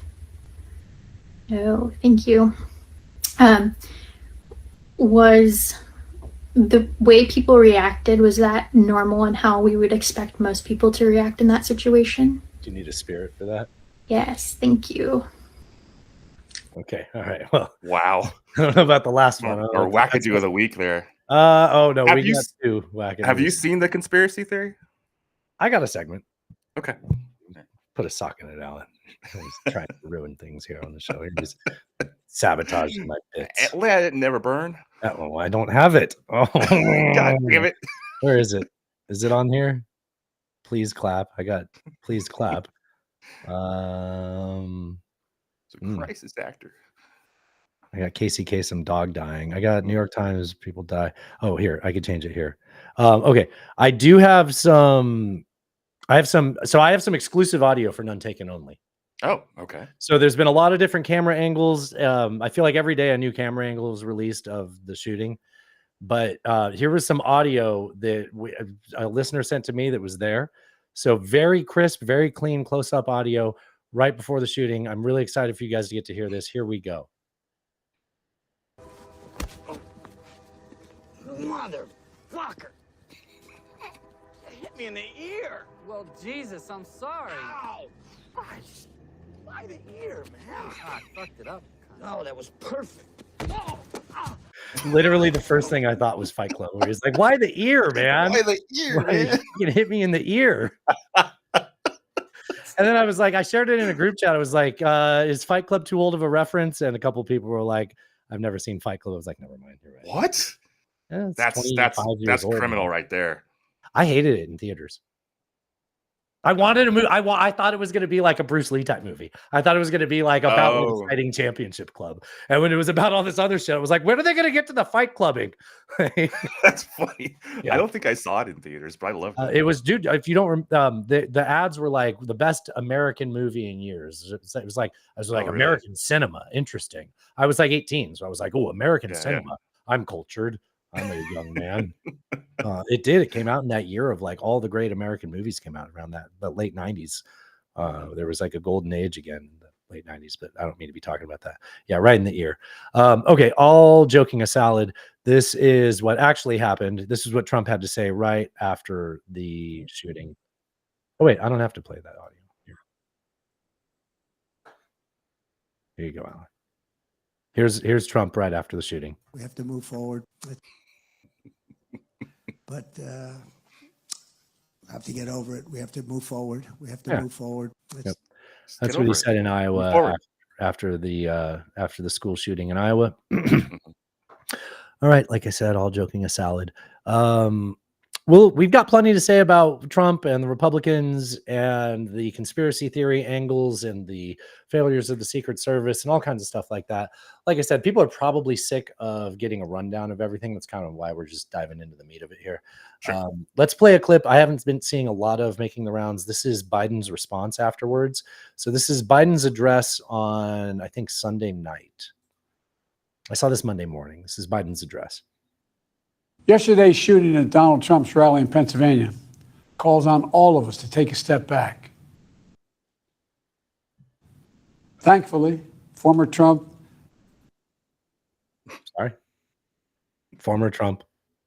is not seriously injured. I spoke with him last night. I'm grateful. By the way, this was like, I don't know that this was done live. I'm pretty sure they could have done this again. Like they could have done more than one take. Couple more takes. Yeah. In America, it's worse. We resolve our differences at the battle box. The battle box. Battle box. Now, it would be one thing if he said battle box once. That's how we do it, at the battle box. So tonight, I'm asking every American to recommit, to make America, think about it. What does he want to say? Make America what? Yesterday's shooting. That's it. Okay, that's the wrong button. Get to the right page here. It's still funny. Hold on.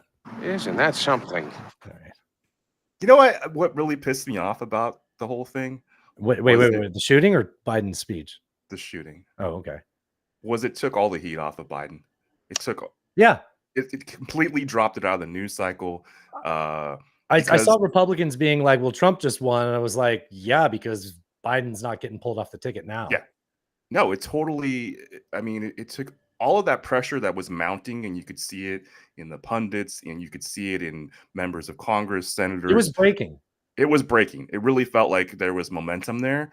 And then this happened, and the air completely got sucked out of that balloon. And that's, there's a lot of time between now and November. But if the election were to be held next Tuesday, Trump would win in a landslide, in my opinion. We record on Tuesdays. Oh my God. Every 4 years, I remember this. This will be our second one. Yeah. I guess every 2 years, but the big ones. Yeah. All right. So yeah, Biden basically said, like, there's no place in America for political violence. I might come back to that with some hot takes.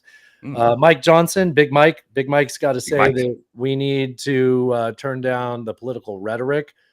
I will say in this clip, he seems to first make a few dog whistles towards the Mayorkas, the Homeland Security Director, which the reason he says that is because national security, or excuse me, the Secret Service. I always just call them the SS in notes, and I have to pause. And like, what? The Secret Service falls under the direction of the Secret Service, although they have their own director. But that falls into conspiracy. That conspiracy is coming up later. It falls under Homeland Security. Yeah, what did I say? You said it falls under the Secret Service. No, Secret Service falls under the Homeland Security, which is Mayorkas, which Yes. maybe if they weren't drawing up bullshit impeachment charges, he would have been able to focus more on what kind of orders he gives his underlings. But here's Big Mike talking about political violence and turning down the rhetoric. America awakens to a rather surreal morning. This is a horrific act of political violence that ought to be roundly condemned. Obviously, we can't go on like this as a society. Our prayers are with President Trump, all the rally attendees, certainly the family of the individual that lost their life and those who were injured. We have gotten briefings from law enforcement. I spoke to Secretary Mayorkas last night and asked him some pointed questions with regard to Homeland Security and what happened there. I've already announced that Congress will do a full investigation of the tragedy yesterday to determine where there were lapses in security and anything else that the American people need to know and deserve to know. But in the meantime, we've got to turn the rhetoric down. We've got to turn the temperature down in this country. We need leaders of all parties on both sides to call that out and make sure that happens so that we can go forward and maintain our free society that we all are blessed to have. America. You're laughing. You're laughing. The president was shot and you're laughing, Alan. No, I'm laughing at the irony. Do you have It's JD? an opportunity to say the joke. I have JD Vance. Okay, all right, good. Go on. I've got the next. So he wants to talk about turning down the rhetoric. Big Mike, really? You want to talk about turning down the rhetoric? Oh yeah. Yeah. You know what? I was not sure how to formulate these clips because so many lead into the same thoughts. Right. If you'll allow me, I got a Boebert clip. Okay. I've got a Trump clip, and then I think what will probably be something we can both sort of riff and rant on a little bit.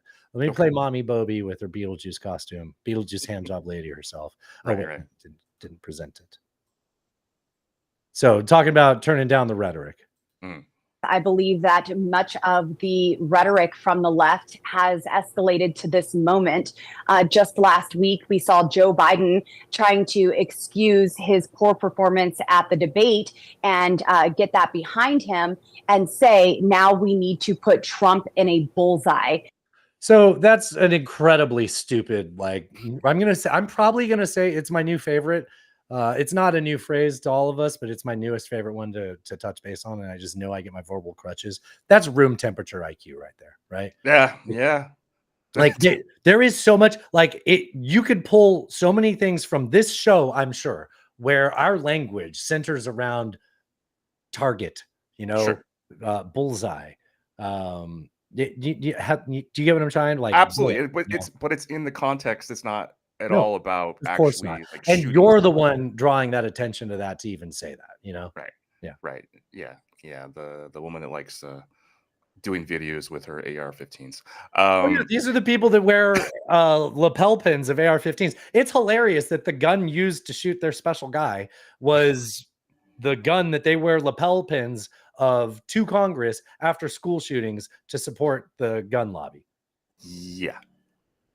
That's you can't make this shit up, folks. I know we have a diverse segment of listeners. I think all of our listeners can appreciate the irony of that, right? Absolutely. I mean, does the right, think about what she's implying. Does the right honestly believe that this 20-year-old kid was convinced in all of this because of headlines from the New York Times or press conferences from AOC? Yeah, I don't think so. No, I don't think so either. Yeah. And also, this is the same right that thinks that the Jan 6 rioters were just good citizens. I was just going to say that. So now all of a sudden, these people think that downstream effects can be tied to president's language? Yeah, wild. So you have to fight or you're going to lose your country. That didn't mean anything. But this, clearly when he said he's got a bullseye, that's dangerous. Yeah, exactly. And I mean, here, I've got some rhetoric here. I don't want to go tit for tat because I think it's a little petty, but I think it's worth sharing in context of them saying that it's, left-wing language. Here is Donald Trump in 2018 talking about Hillary.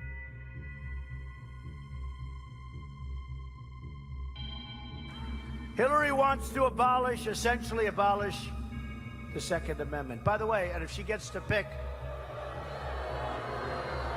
This is her This is 2015, I guess. judges, nothing you can do, folks. Although the Second Amendment people, maybe there is, I don't know. But What does that sound like to you? It sounds like a threat of violence. That sounds like rhetoric that's dangerous. It's kind of what that sounds like. Sure does. Yeah. It does. Yeah. Aren't these the guys that had images of Joe Biden hogtied on the back of their pickup trucks and in like banners at their rallies? Yeah. Don't forget the guillotine or whatever they Yeah, the assembled on the guillotine. They literally had a gallows built up at January Yeah, 16th. The reason that I keep forgetting his name. What's the new vice president's name? JP, right? J.D. Mandel. The reason JD Mandel is Trump's new vice president is because the old one tried to get lynched by his militia. Yeah. Hang Mike Pence. Yeah. So yeah. And Trump sat there and watched it all on TV and refused to lift a finger to do anything about it. Yeah. Wasn't it just last week that they were saying that there'd be a violent revolution if the left didn't let them? Yes. Yeah. It would be bloodless unless the left, forced the acquiesces. Yeah, yeah. Was it last week I played that clip of Mark Robinson say some folks need killing? Yeah, it was. Okay. Yes. All right. Yes. I'm listening. I get it that they might want to say that like people on the right, people on the left have said that Trump is literally Hitler, but I think Trump's vice president also said that. He did. Okay. All right. All right.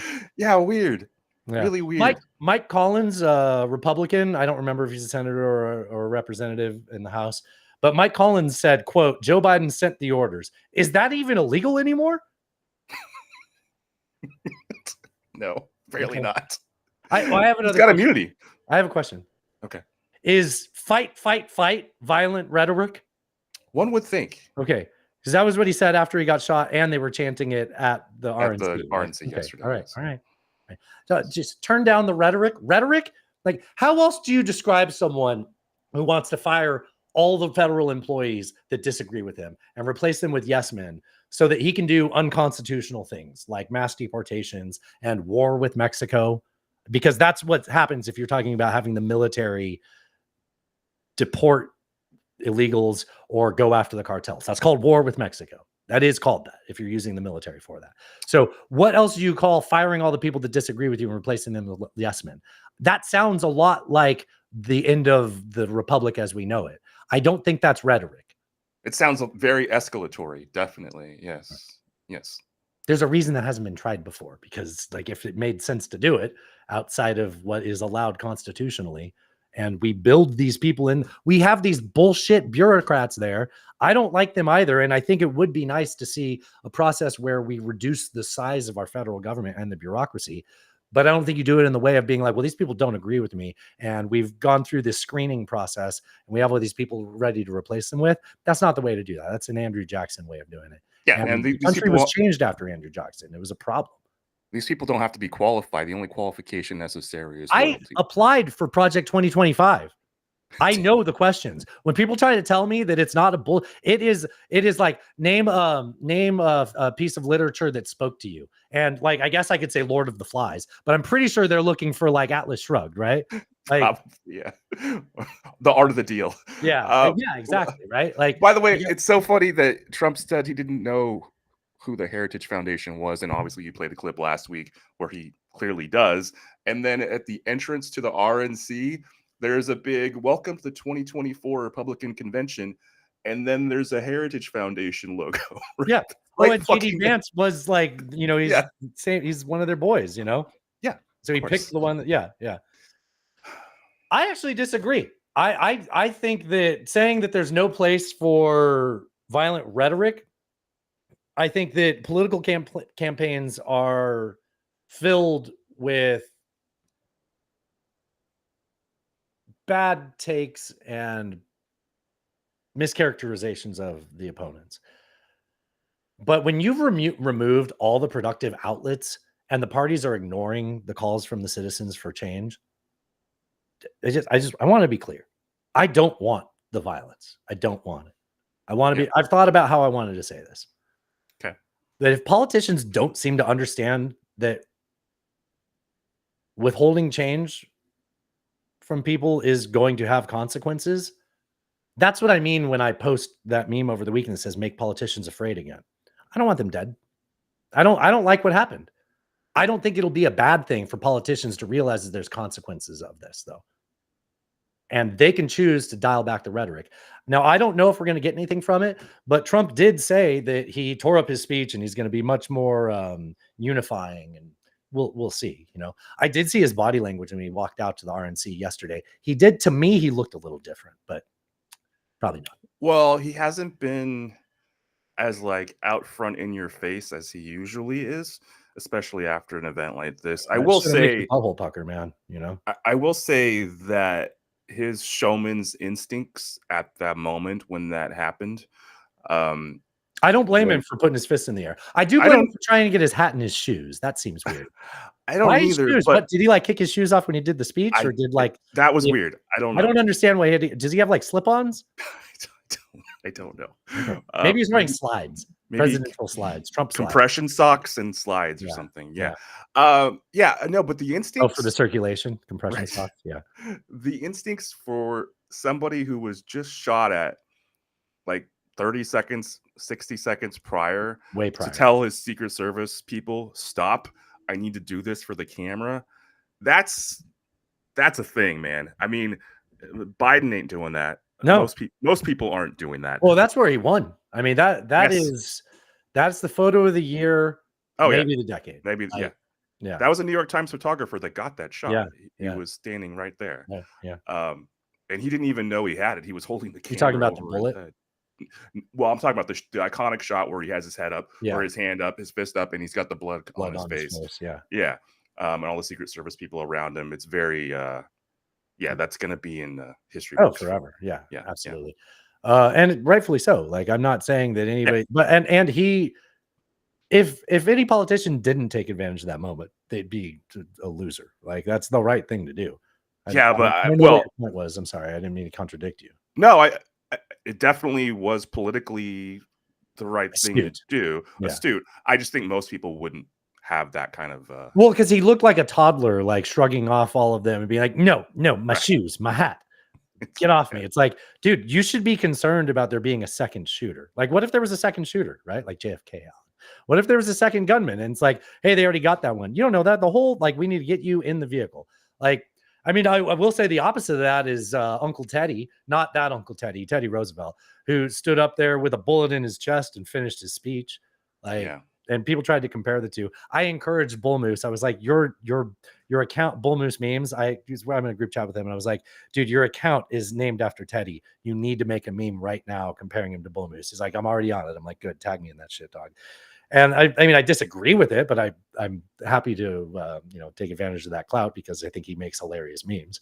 But I kind of lost. Let me just go back really quick to the whole political violence thing. Okay. I don't expect you to agree with me. I definitely I don't like political violence at all. I think there's no place for it.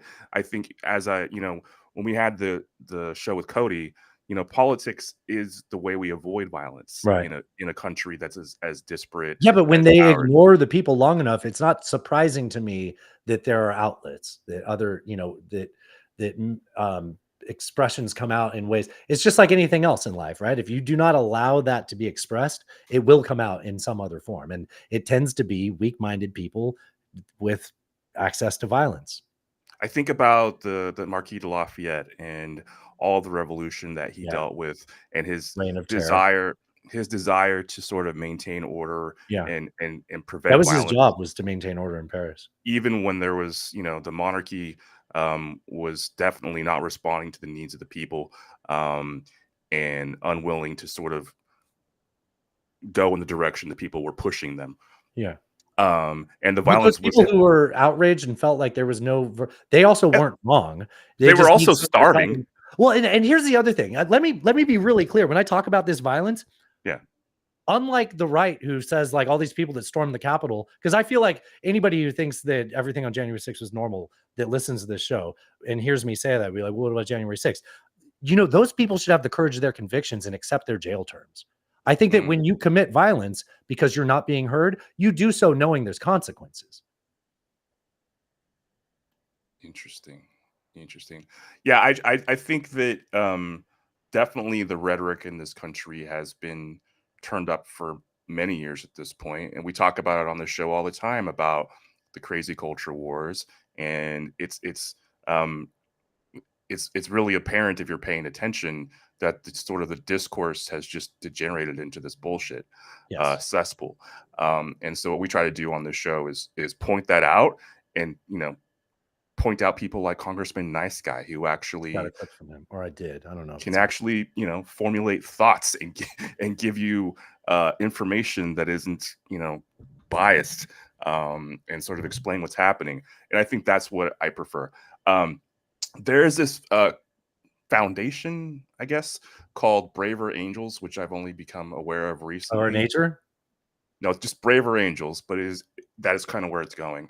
And what it's for is like people who are perhaps in relationships where they disagree politically, maybe a husband and a wife, maybe a brother and a brother, maybe a father and a son who just disagree politically and have difficulty having conversations. They try to help people through that. And they have conventions wherein they have people from all sides of the aisle come together and sort of have conversations that are respectful and civil. Dude, we should like partner with them. Dude, I was very interested in this. It was on. Where did you hear about this? Stead Herndon's show, the run up. They fucking hate a Stead Herndon. I know, and he says on a microphone. I take it he's probably a good reporter. He's a horrible communicator. He says, quite frankly, way too much. He sounds like he's reading constantly. I understand people have verbal crutches. I do too. But man, and the last time he was on the Daily, I swear he said quite frankly like 12 times. They were pushing so hard for him to be the replacement for Barbaro. Yeah. And I mean, they finally realized like, look, you suck at fucking talking on a microphone. Yeah. Anyways, so he went to the Braver Angels. They actually got together and watched the debate. And then so he was interviewing people afterwards. The only thing that concerned me was there was a left-leaning voter, because they wear like colors depending on where they stand in the aisle, so people know. And she's like, I was kind of, I thought Trump's stance on abortion was different than what he, the way he said it. You mean when he lied? Yeah, and stuff like that. And I was like, okay, but because he said it doesn't make it true. Right. And exactly. We're trying to say that these people are enlightened and are willing to have these conversations, but you just buy the bullshit. I was like, I don't know. That's kind of that's how they get there, though. I suppose. Anyways, I want to play this clip that I got from the Reason Roundtable. It's statistics about. I think it's sharing. No, it's not. It's some statistics about political violence in America and like people's taste for it, I guess, is the best way to phrase it. Increased apocalypticism in rhetoric. Are those things unconnected? Yeah. And I'll point to your point on the 2023 American Values Survey, which is the most recent one. It was released last fall. 23% of Americans agreed with the idea that you may have to resort to violence in order to save our country, and that's up from 15% in 2021 among Republicans. It's at 33%, up from 28%. Among Democrats, it's at 13% versus 7%. So the lefties are the least violent, and the people on the right are the more inclined to it. But overall, Americans are increasingly feeling like their voice isn't being heard, and they might feel like resorting to violence isn't absurd. Those numbers are not insignificant. No, 23% of the population. That's concerning. I would agree. Concerning. Yeah.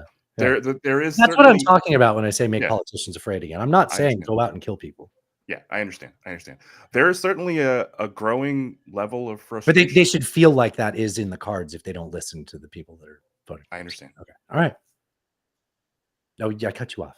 No, I was just saying that there certainly is a growing level of frustration within the populace, and it's everything. It's not just the executive branch. It's what's happening with the Supreme Court. It's the the complete inaction of Congress, their Nonsense, yeah. inability to fucking get anything done, to complain about the border, and then when they have a solution, not enact it because Trump wants to run on it.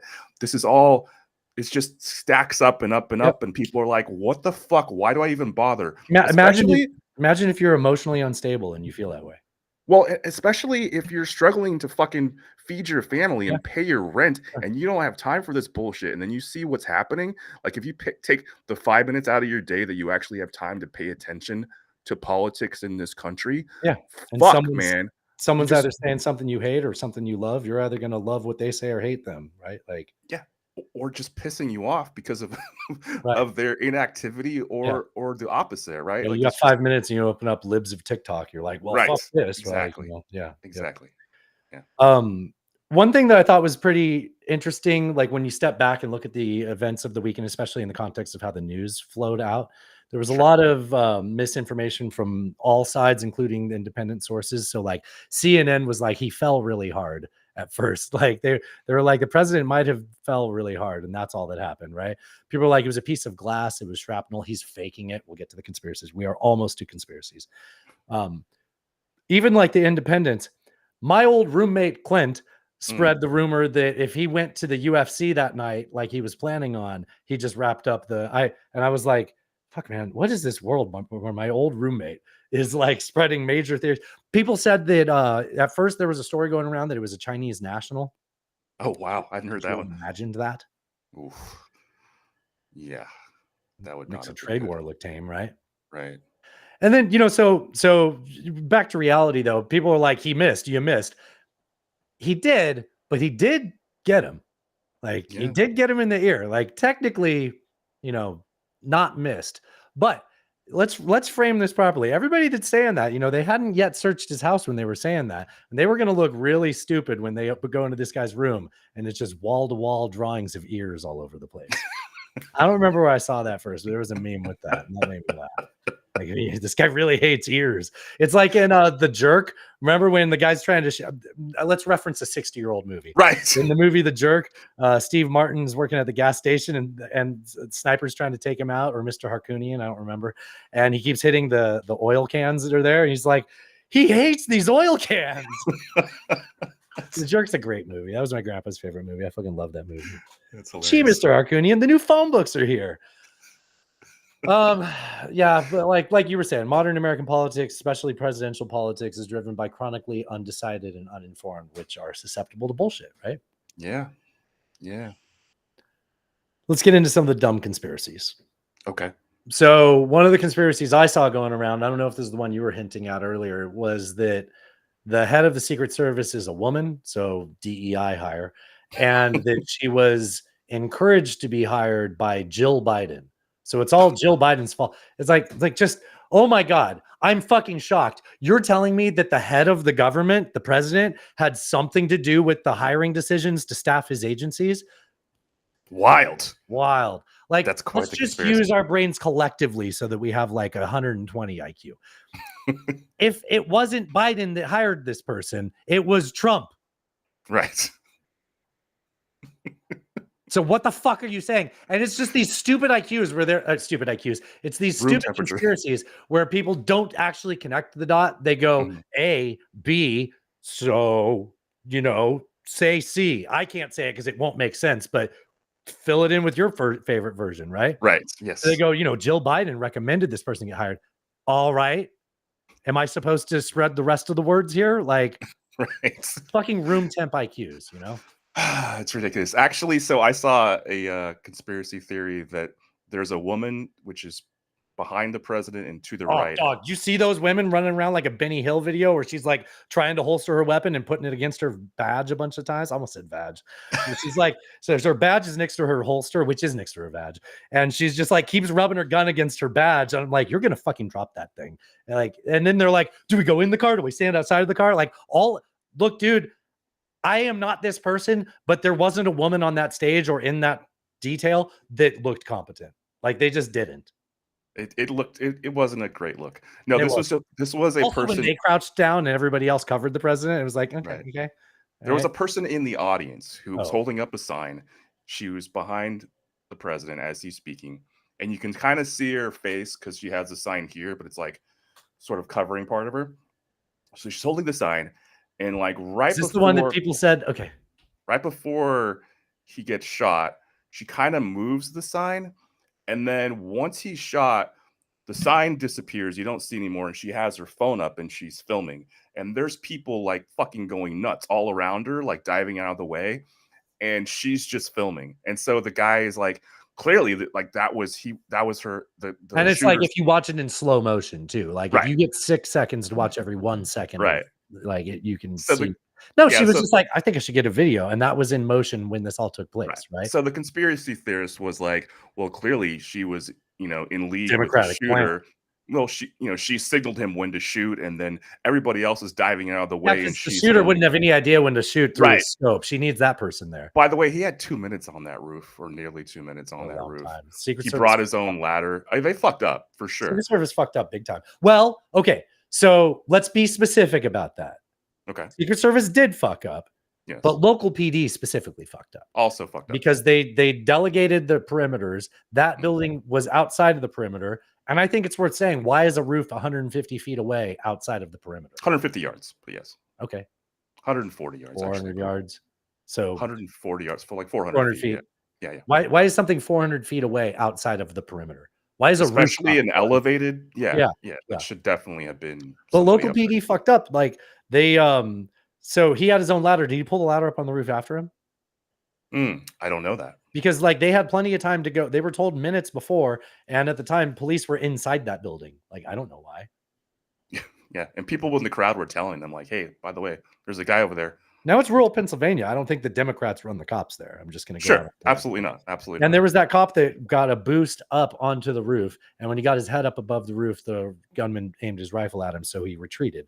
Totally understand that. I don't understand not having your gun in front of you when you're doing, and I don't know the details of how you would do that, and that probably answers that, but it just feels like that's not the best way to try to check out the supposed gunman, By the way, did you see sort of the opposite thing happened in Milwaukee at the convention? I think it was today.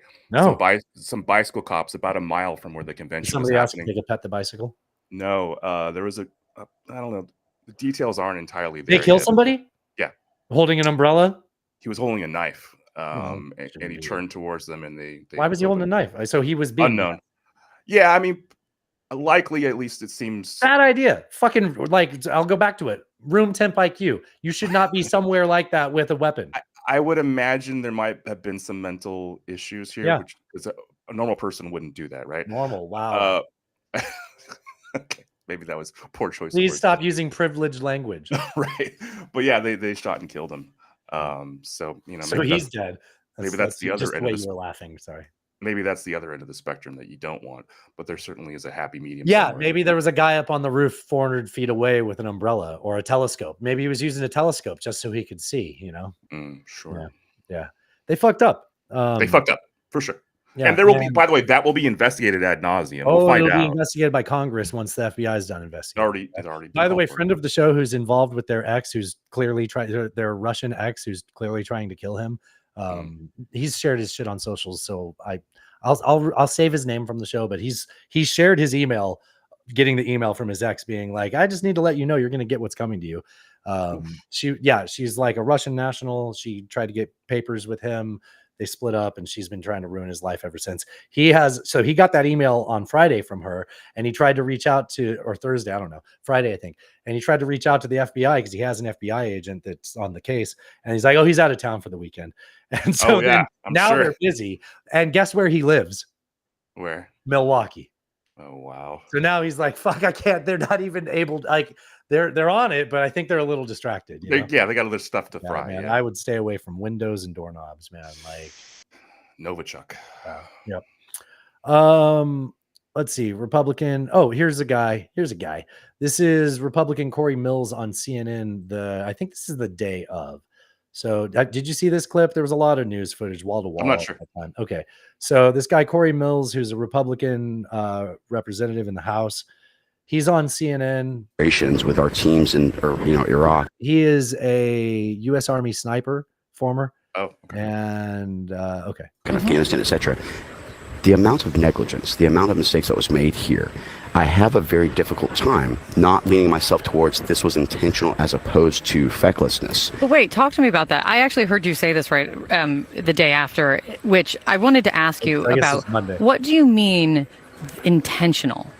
You know, I mean an intentional failure on the part of. No, I wouldn't say an intentional failure on the He's hedging, but he keeps going back to it. I don't understand his hedging. part of, but I gotta just. Me and the boys are hedging.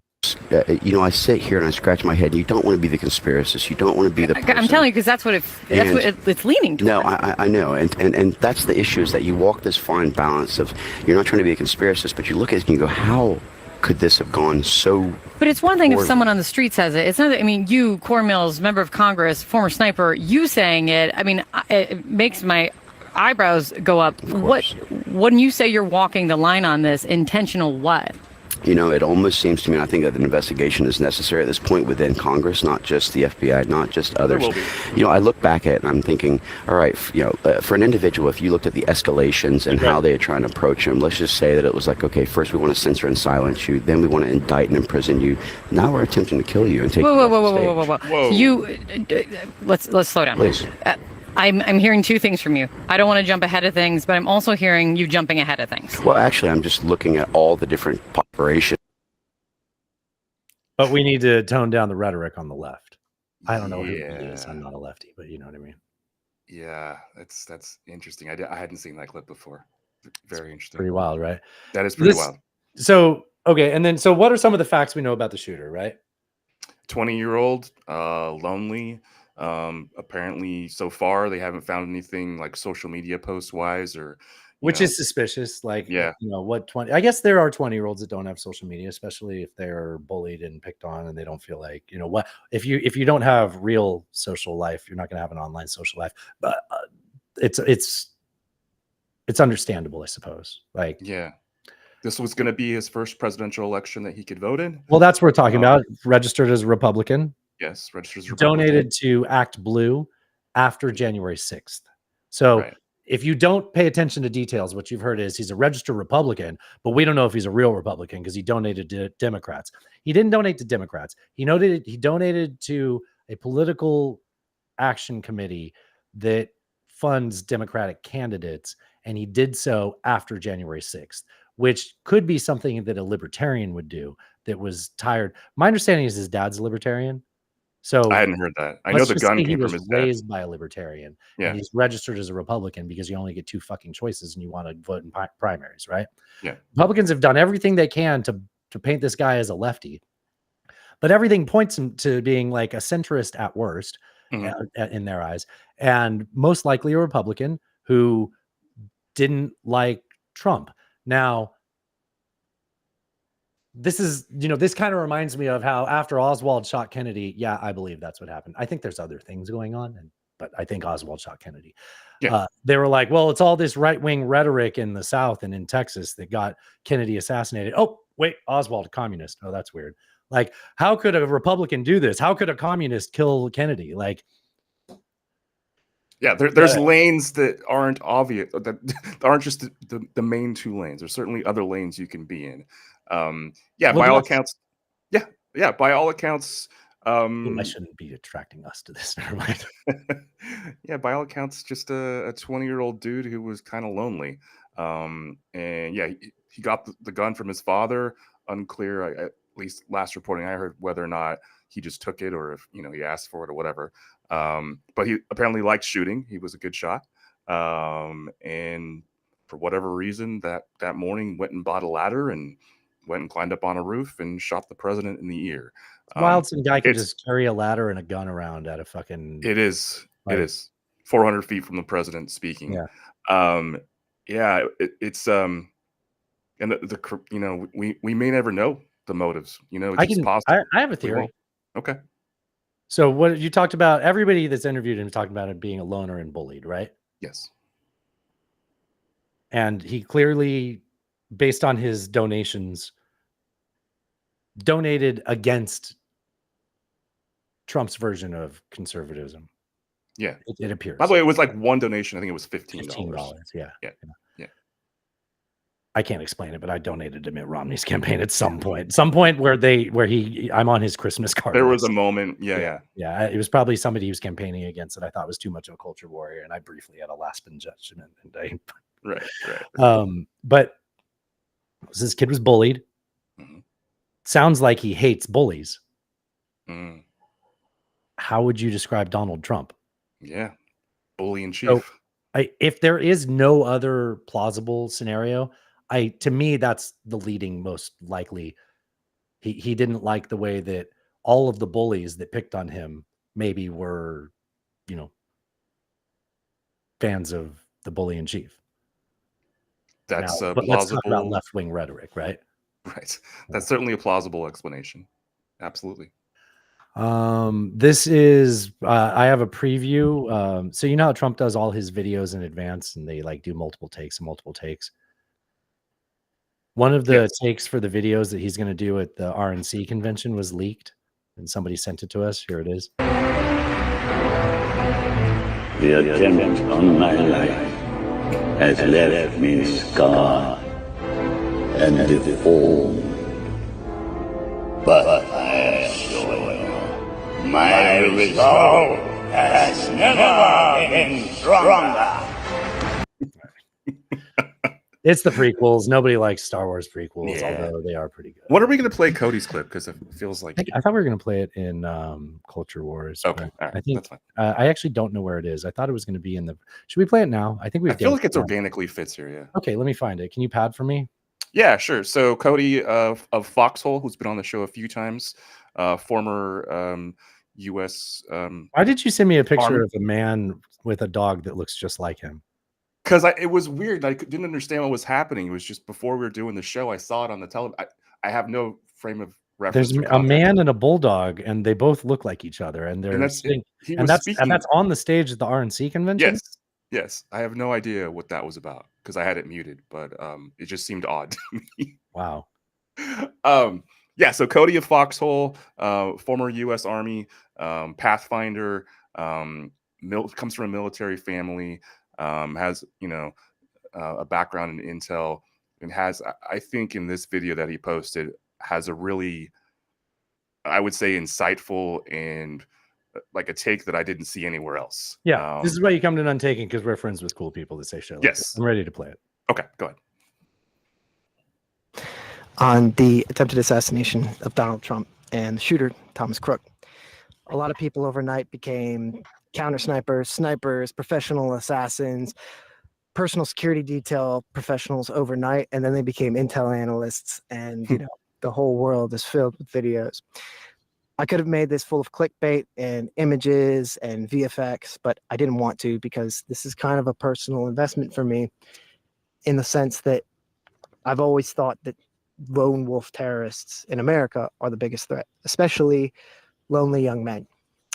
It doesn't matter if they're white, black, Asian, Hispanic, it doesn't matter. We are in a world today, especially in America, where men feel lonely and ostracized by the world.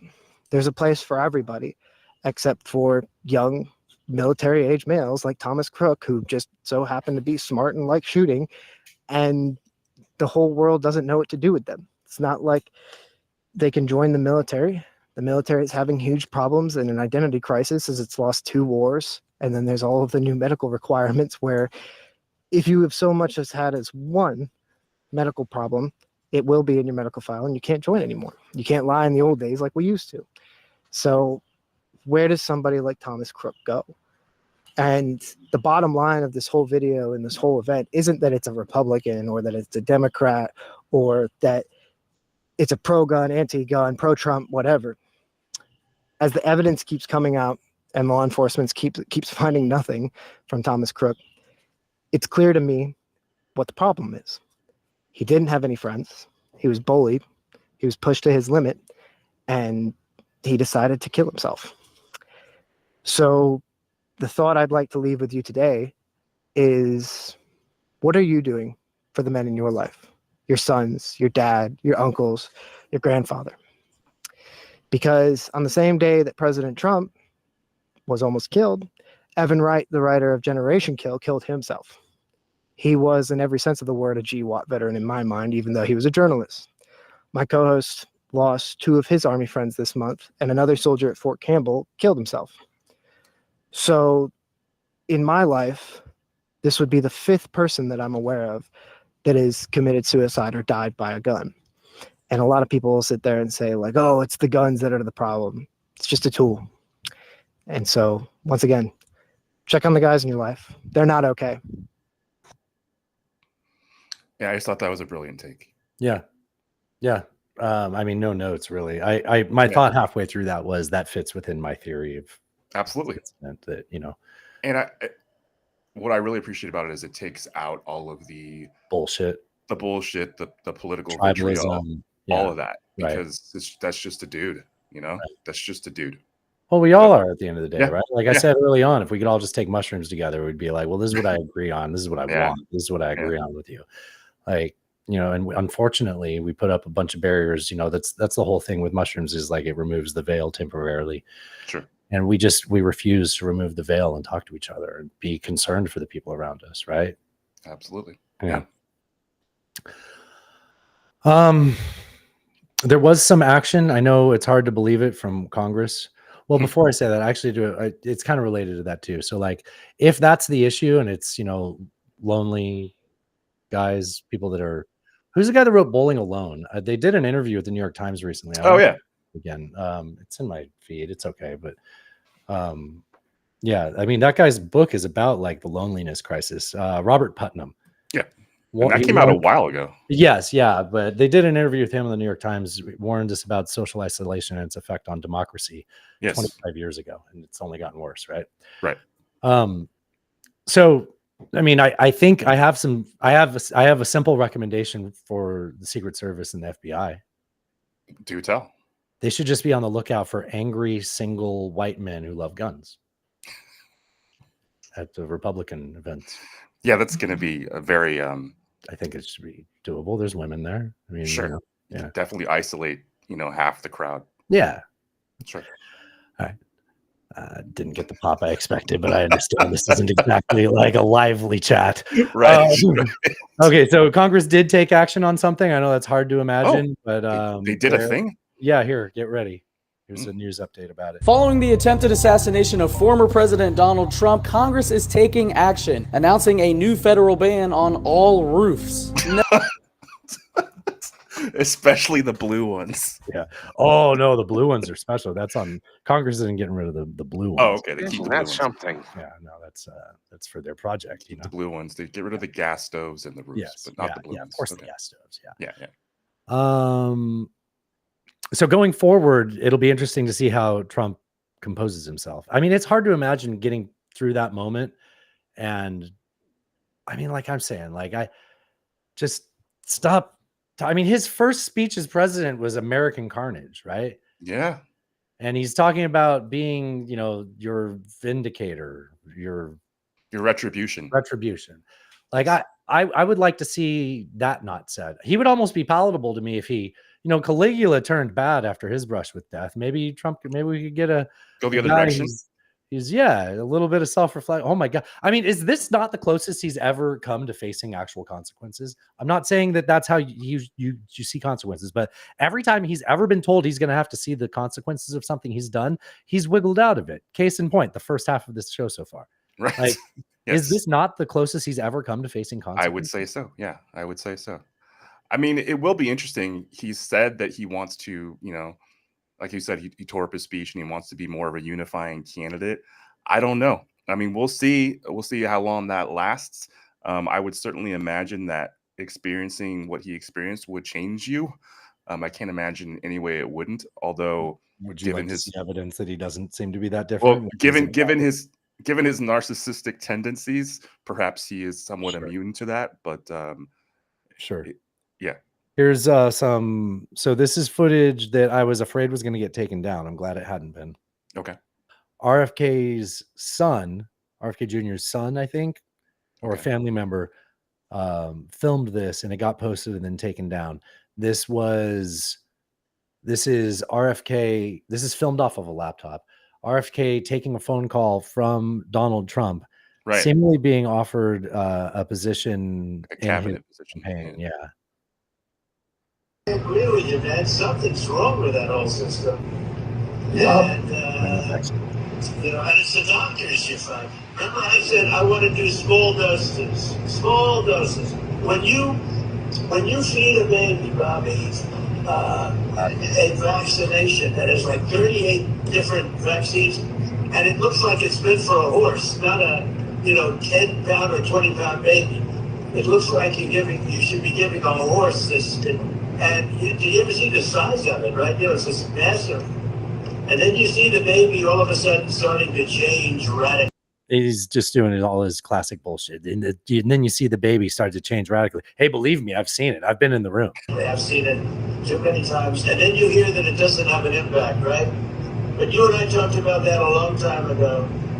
And anyway, I would love you to do something. And I think it'll be so good for you and so big for you. And we're going to win.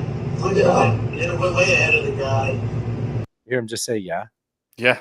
So the guy the third party candidate just said, yeah, you're right. You are going to win. You're going to win. Yeah. And, he's interesting. It was very nice, actually. He called me and he said, how did you choose to move to the right? So I guess that's, people said, if I was looking straight on, right?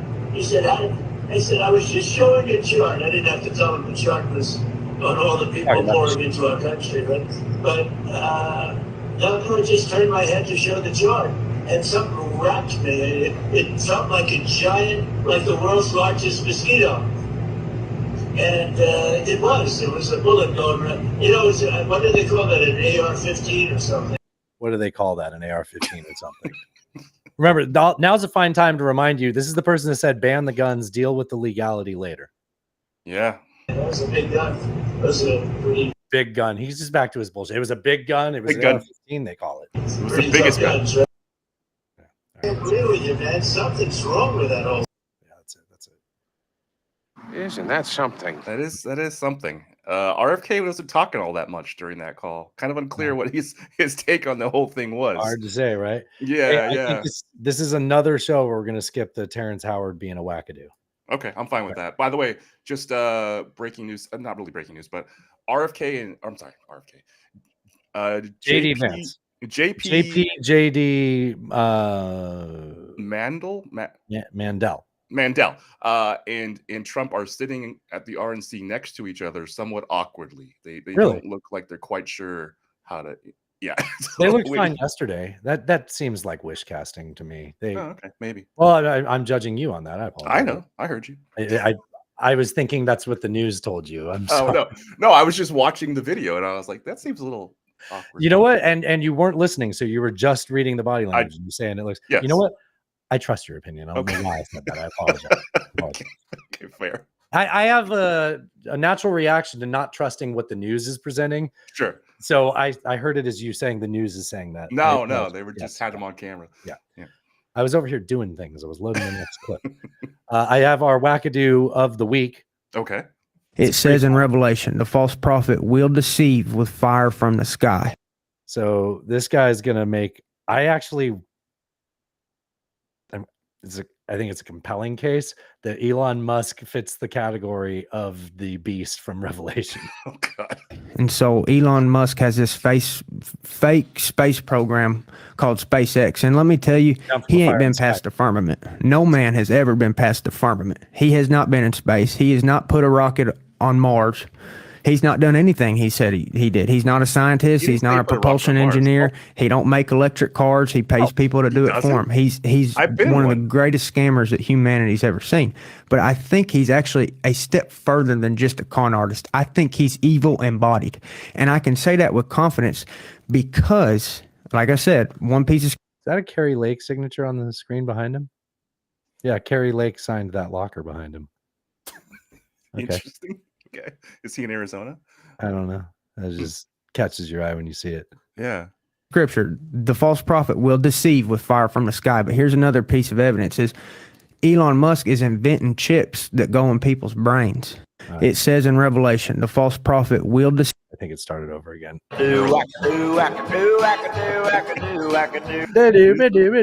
Wackadoo. Although, did you see the reporting that apparently him and Tucker both called Trump to recommend JD Vance as VP? Oh, I'm not surprised. Yeah. Yeah. I mean, he's a venture capitalist. Like all of the tech bros and venture capitalists love this guy. Like he wrote a book or he did something with Peter Thiel and and Peter Thiel works with Sachs. Yes. Yeah. I mean, dude, he went to Yale. He's like, I was born in rural Ohio. Okay. All right. You went to Yale. Like, I do believe you that your roots are where you're telling me they're from. You went to Yale, you're a venture capitalist and a globalist. And then globalist, scary. He is, like, I by know. definition, except for his rhetoric. But Alex Jones is going to love him. It's right here on the screen. Wait, sorry. Let's cram earthworms up our area. I'm a human and I'm coming. I never sucked any ding dongs. I say that one all the time, by the way. I'm just walking around the house. As you should. Never sucked any ding dongs. As you should. Yeah. Ask you. Well, it's more of a thought. We're going to talk about I keep forgetting the vice president's name. JD Mandel. JD Mandel. JD Mandel. Yes.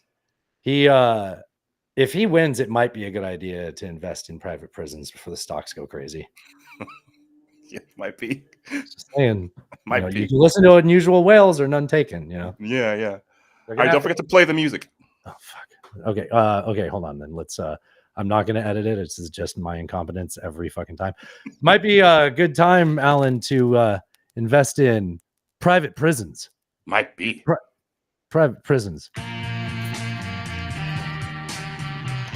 This is the B-side of our platter, sports fans. And I'm singing just for you, covered in sequins. In the canyons of your mind, I will wander through your brain to the ventricles of your heart, my dear. I'm in love with you again. Cross the mountains of your chest, I will stick a Union Jack to the forest of your cheek, through the holes in your string bag.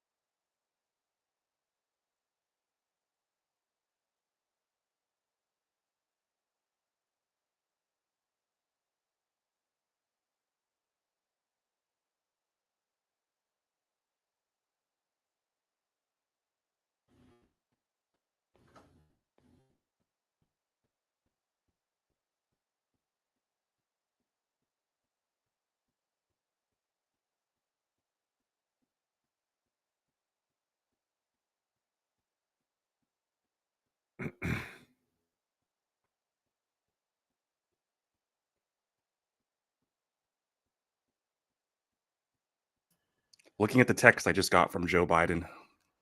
Oh, what did Joe say? Let's see. It says it's really long. Every gesture, no matter how big or small, can make a difference. God, they're taking so a fucking moment, bad at messaging. Jesus Christ. taking a moment to share a positive message, or even giving someone a hug, can change the trajectory. Yeah, of I their do life. like that, but they need to be more concise. Yeah, they do, dude. It's like, I mean, How is this not what we were just talking about, though? Yeah. Dude, I get like 3 of these a Long, day. man. Dude, you got to give me a TLDR at the end of that. Give me money, please. Money me now, please. Yes, that's the TLDR. Thing here for that, don't I? There's no way I don't have that. Yeah. You know what? Would you be surprised I'm not the most organized person on the planet? Me money now, please. I have Natasha's mom saying no. No. I've got Snickers Viking saying yeah. I've got Top Gun. Son, your ego is writing checks your body can't cash. Is that good enough? It's pretty good. I have this one. An unpleasant aroma down there could cast a shadow on the grandest of romances. I got the bop it sound. I don't remember that one. I fucking love the bop it sound. That's the pass it sound. Pass it. Bum, bum, bum, bum, bum, bum. Bop it. Twist it. Chug it. Hey now. I was going to say something to start the show. I don't remember now. Something. I have a game for you. Oh, we're playing a game on Tuesday? Okay. Well, I mean, I can ask you a silly question and we can start doing the best. Oh, I know what I was going to say. About 25 minutes ago, I thought this was going to be a 3-hour show. Yeah, it's going to be a 4-hour show. No, it won't. There's no way. There's no way. The Culture Wars is nothing. Most of this JD Vance stuff is just going to be as bullshitting, I bet. Okay. All right. Sorry, not JD Vance. I'm sorry. JD Mandel. Mandel, yes. It's just a long first half is all. Yeah. That's We've been doing what we've been doing lately, honestly. I got to start putting some of that stuff in the Culture Wars. I keep forgetting. Yeah. I mean, nobody's complaining. They can press pause. It's fine. Nobody's. It's all up in my head. In fact, I always hear people saying, nope, do the shows. Yeah. I have a game for you. Okay, let's play.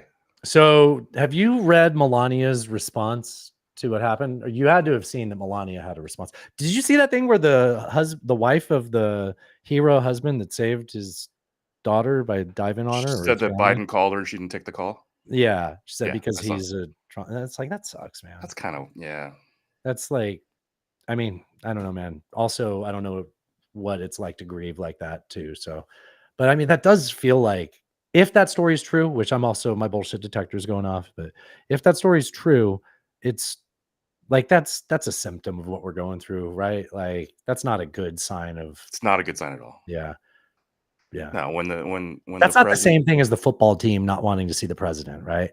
No, not at all. No, when the president of the United States is calling to give you condolences because your husband was murdered at a Trump campaign rally. I mean, that's not political. That's just human. I don't blame him for not wanting to talk to him. I get that too, but it's just the way. Like, it's not a good. I feel like just knowing that fact, your overall response has to be like, well, that's not a good sign. Yeah, I mean, you take the call, right? I mean, regardless of how you feel politically, just like, right. This is human to human. Yes. Yeah. Right. Drop the. Yeah. Well, I mean, there's all this dehumanizing language, though. Maybe take some mushrooms and, drop the valence, pierce the veil. Pierce the veil. Yep. All right. I have a game for you. So you have not read, this is good. You have not read Melania's response to it. No. Okay. No. So I have 3 quotes, one of which is not Melania and is written by an AI. And the other 2, I think you'll have trouble deciding whether they were written by an AI or if it's actually Melania's words. So there's 2 are Melania, one's an AI. Yes. But if you read anything from Melania's response, you're like, first of all, why on earth would I be suspicious of a statement that Melania has made? I mean, she doesn't communicate all that often. Yeah, I mean, are you not remembering her track record of taking Michelle Obama's speech? Michelle Obama's speech twice? Yeah. Twice? Yeah. So you wouldn't blame me for being a little suspicious. Little sus. And now if you're going with, oh, she's an immigrant, she doesn't know how to use words. Well, that's not the side of the aisle that's talking about, immigrants being the problem here. Okay, so here, go ahead and read that. You're the reader. Now, don't respond right away. I want you to take in all 3 and then start. Okay. I want to read you something. Oh, that's it. Sorry. I want to read. No, that's the quote. That's the. Okay. Say those words. A monster who recognized my husband as an inhuman political machine attempted to wring out Donald's passion, his laughter, ingenuity, love of music, and inspiration. Okay. Maybe like the YMCA song that he's always doing his dick dance. was Why do I gonna keep say- doing this on camera? I don't know. You're air dicking. I don't know. I've never. I wasn't aware that Trump was known for his love of music. That's a character. Also called him an aspect. inhuman political machine, which seems Yeah. like weird things for That's a human to say. Some Terminator shit. I Okay. can say this with every one of these lines. I'm not tipping anything away by giving you my opinions. Okay.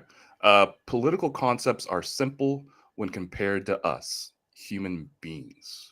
Doesn't it sound like, fellow human being? Okay. All right. And then last one. And let us remember that when the time comes to look beyond the left and the right, beyond the red and the blue, we all come from families with the passion to fight for a better life together while we're here in this earthly human realm. Yikes. On this human plane. Yeah. Where you mortals preside. Okay, so one is an AI and two of these are actually Melania. Yes. I'm glad we're on. I mean, at the beginning, at the setup, I was like, you know what? I sound like an asshole if you haven't read this. Guys, go read this. Like, there isn't a sentence where you're like, there's no point in this where you're like, I see the first lady talking to someone and writing it down. Like, no, like. Well, first of all, I don't think she actually, like, somebody ghost. And then they say, will you present this? Right? Yeah. And I feel like less vapid first ladies are like more critical of their feedback on it, and she probably just goes with the first draft, and it's not like they're hiring the best writers for Melania's speeches. Is that what you're saying? Yeah. Or were you saying something less than that? Sorry. I was Put words in your mouth. That was close enough. Okay. Wow. Okay, so I think the first one, I'm going to say the first one is her. The inhuman political machine. Yeah. Who loves music. I don't think she wrote that, but listen to this last sentence. They attempted to wring out, spelled R-I-N-G, not W-R-I-N-G, Right. which I actually noticed is that. tipping that it was written by a human, right? Right. Okay. Tried to wring out Donald's passion, his laughter, ingenuity, love of music, and inspiration. I don't think that's ending with a preposition, but that feels like it. Like it hurts. The way it ends is like the wrong note at the end of a song. Yeah. All right, so I'm gonna say that's Melania. Okay. Political concepts are simple when compared to us, human beings. Human Bill Cosby. Remember that South Park? Yeah. God, that's so fucking weird. Political concepts are simple when compared to us. Would an AI say that? I guess. I don't know. Man, all right. I'm just gonna go with my gut here. I'm gonna say that one, the political concepts, is AI. So the last one is the AI, but I added the word human realm. Wow. So she said everything in the third one, except at the end, she said in this earthly realm. So she's the first and the third were her. No, the All second. three were her. All three were her. Yes. In the third one, I added the word human before realm. Otherwise, she said, and also let's remember the time comes, look beyond left and right, beyond the red and blue. We all come from families with the passion to fight for a better life together while we are here in this earthly realm. I added earthly human realm to make it look like so. The political concepts one, she also said. Yes, compared to us human beings. Political concepts are simple when compared to us human beings. We should do this more. Oh, never mind. They don't let her talk. Yeah, she doesn't really talk much. Yeah. She wears "I don't care" things on it. I don't really care. Do you? It was just a fashion shirt. She didn't know what was back there. Yeah. All right. Fashion shirt. Is that what I said? Yes. Okay, that's a second possible show title. There's also a jacket, so it's factually inaccurate. I think "Sluts in the Park" is the leading one. "Sluts in the Park" is good. Dictum barely knew him. I think is going to be tough to make an image of. Yeah, but "Sluts in the Park" works, especially if I make them slutty slots. A sexy sloth. Yes, yeah. Just walking around a park. Some lingerie or a bikini. Yeah, or like real short skirts with their hot pants. Oh, yes. My grandpa always called them hot pants. He's hot like, pants? My nickname was Cred. He'd go, "Hey Cred, check out those hot pants on that girl." I was like, "Grandpa, that was in San Francisco. That was down by the wharf." That was down by the wharf in the mid '90s. Hey Cred, check out the hot pants on that one. I remember this black girl with just like, and just having just consumed a lot of Hunter S. Thompson, hot pants comes up quite a bit in his. It does. Also, I forgot to say this, listeners. If you decide to pick those books up and read them, just be prepared for some racial slurs because they come at you like you. I forgot about. Yeah. Good warning. Good warning. Speaking of racial slurs, here's Trump. No, just joking. I'm just joking. So spit out the drink. sorry. This is old. This is when he was in Nebraska. We played this. You've heard this a million times in the show. If you're watching, here's the video context. This is Trump talking about how in the 2022 election, he had endorsed Dr. Oz. He'd endorsed black football man in Georgia. I forget his name. And JD. And JD Vance is his name. But Trump doesn't remember his name. They're waiting for one race. You know, we've endorsed Dr. Oz. We've endorsed JP, right? JD Mandel, and he's doing great. They're all doing good. He said they're doing good. That's also bad grammar. I'm just saying. Yes. They're all doing well. If you're doing good, you're out there fighting crime. Like, what, you Spider-Man? Right. No, honestly, that's my least favorite is the good, well one. Like, and when I worked in retail, you have to ask every customer how they're doing, and they'd say good. I was like, by the end of the shift, it was so. I was like, everybody is stupid. And when 5 people a day would say well, I'd be like, I would stop what I was doing and look at them and be like, thank you so much. They're like, what? I'm like, everybody says good. Thank you. They're like, well, it's the right thing to say. I'm like, I know that. I'm a lowly cashier. Of all the things to be upset about, that's what I understand. That's outrageous. Like when people are consistently dumb, that's yeah. Well, that's the populace. All right. So who is JP Mandel? Here's the woman to tell you. Here's Vice President Vance. That's who this guy is. Okay, words. Pick. He's the guy who started a nonprofit to address the opioid crisis and then used the money to launch his Senate campaign in 2022. You know what I haven't done? I didn't start a fake nonprofit pretending like I was going to help people with addiction. Here's made in a lab politician who was the Democrat going up against JD Vance in Ohio and lost to JD Vance in his Senate seat less than 2 years ago. So, he's had 13 months in office or whatever. It's been like, that's or was it last year? No, it was 2 years. It was 22. It was 22. Yeah. So he's been in office for a year. It's normal. Year and a half. Yeah. Put him in the vice president, 39 years old. Like JD Vance did. Literally. I'm sorry. Did I just talk over the fact that he started a nonprofit to help the opioid crisis and used every dollar for his Senate campaign? Yes. But, he's not a Northeast, elitist, of course not. No. Both of these guys went to Ivy League schools. Yeah. He started a nonprofit and didn't spend one nickel on anybody. In fact, he brought in somebody from Purdue Pharma to be the spokesperson for the non. Hey, you're really good at making bad situations good. Profit. The same drug company, Big Pharma. Oh wow. Wait. I was like, wow, yeah, so they're really good at spinning bad situations. I'm sorry. The company that created the opioid crisis, he hired as PR. The big drug company that had all the pill mills going, got everybody addicted. 1 million people died, JD. 1 million people died. And you started a nonprofit to try to take advantage of people in Ohio. And you know what? All you did with it was launch your political career. His campaign manager worked for that nonprofit. He ran a poll to check his own standing from that nonprofit. I'm not going to take a backseat to you or anybody else on fentanyl, drugs, or immigration or anything else. It's also the same guy who got... a perfect example of why debates really don't matter in terms of persuading anybody, because that didn't change shit in Ohio. Can I just say I think that fact alone completely explains why Trump picked him as VP. Like that's a Trump move. Elaborate. Don't do the A to B. You figure it out. So, okay. I mean, given what the Trump Foundation was doing as far as charity wise, I didn't get it, but I was pretending like you're telling the listeners. that totally lines up with Trump. Hello, fellow con man. Would you like to be my president? Should I die? Yes. The most amount of money ever given to an individual from an individual for a Senate campaign. $15 million from Peter Thiel, who is the PayPal guy. So I'm going to forget to say it. I thought I'd have said it by now. I have a nickname for him. Feel free to use this. Hello, Biden, if you're listening.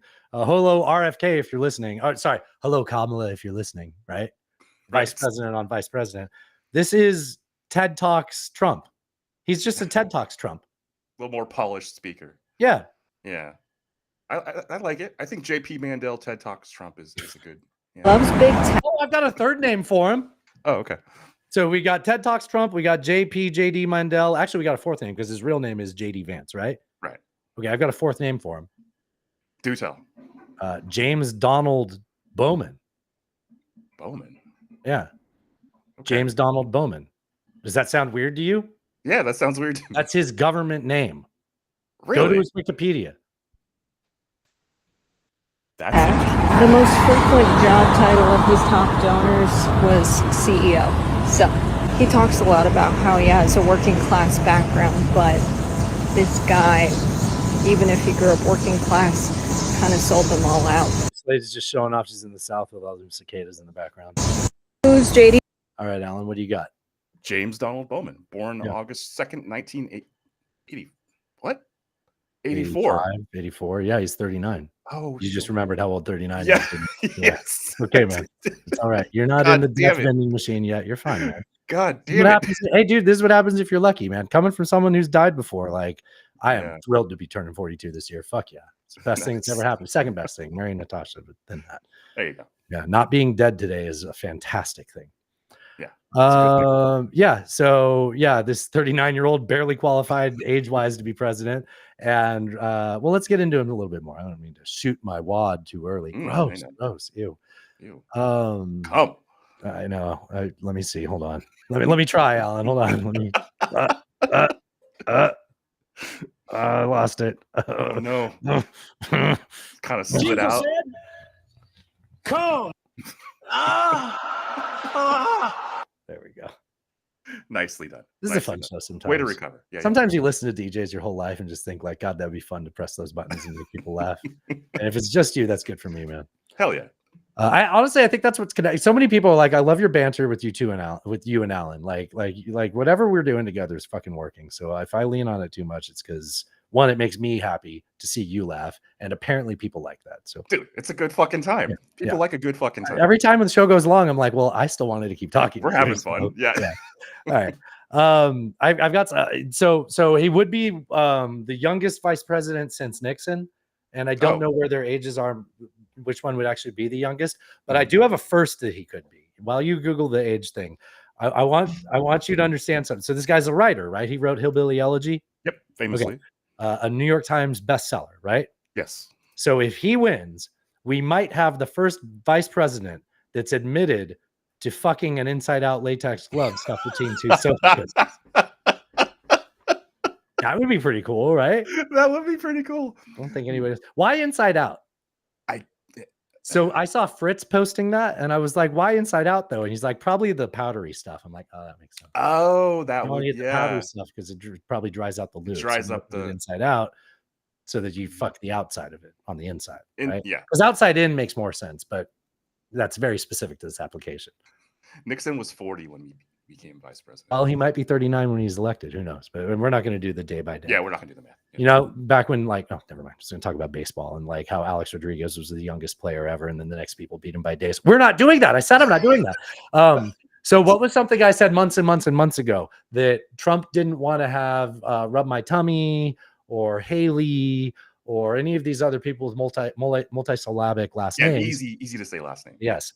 And what did he pick? He went from Pence. He went to Vance. And all you have to do, I'm not the first person to say this. I think I am the first person to say this next part. I stole this from Buzz Burbank. All you got to do is change the PE to a VA, right? Oh, you can just reuse the font. It's fine. Yep. Although it is kind of odd. Republicans don't normally like it when you change the P to a VA. That's good. That's good. I didn't see that coming. I'm giving up. James. Yeah. Yeah. All right. I think I've kind of said it. I had like little notes like Donald Bowman, venture capitalist. Did people understand that? Do you want to talk about that? Yeah, we covered that kind of. What, taking money from Peter Thiel? Like he went to Yale Law. He became a lawyer. He worked for these globalist companies. Like, okay, all right. Yeah. It's a venture capitalist. Yeah, and so he's just a sheep. He's wearing sheep's clothing until he gets close enough to strike. He's a wolf. Yeah. What? A wolf. Okay, I don't think there was an L in the first one. When I said Elon Musk called, Trump to recommend him, there's a reason for that because that's when we talked about. He comes from that whole circle. Yeah. Yeah. Yeah, but he's like, I'm just from rural Iowa, Ohio. Yeah. By the way, I did nothing for any of the people. I just made a bunch of complaints about the trains. And I wrote a book to sort of essentially profit off of all of their pain. And then I started a nonprofit because of the clout I had because of that. And then I took all that money and ran for Senate. Yeah. Okay. Why didn't he pick Nikki Haley besides too many syllables? Oh, she gave him her delegates. She did give him her delegates already. It's true. She's way too intelligent. She brings. You mean for him to ask her to be around him? Yeah, he doesn't want that. He doesn't want that shade, man. Well, she is too much of an institutionalist, I guess. But if he wanted to win, she's a never Trumper. She would bring the never Trumpers in. She brings in the female voters. And it's not like she called him Hitler. There is that. Should we get into that? Yes, let's get into that. All right, let's get into. So this is JD Vance. Sorry. JD Mandel on Fox News. Brett Baier, he's the guy with a set over at Fox News that talks to the president and now vice president. This was before he'd been selected. By the way, I got to take some credit, man.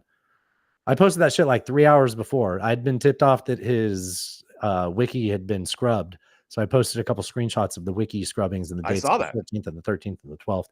And then he was like 3 hours later, he announced it. And everybody takes all this credit. And, where did we learn that from? When it happened with,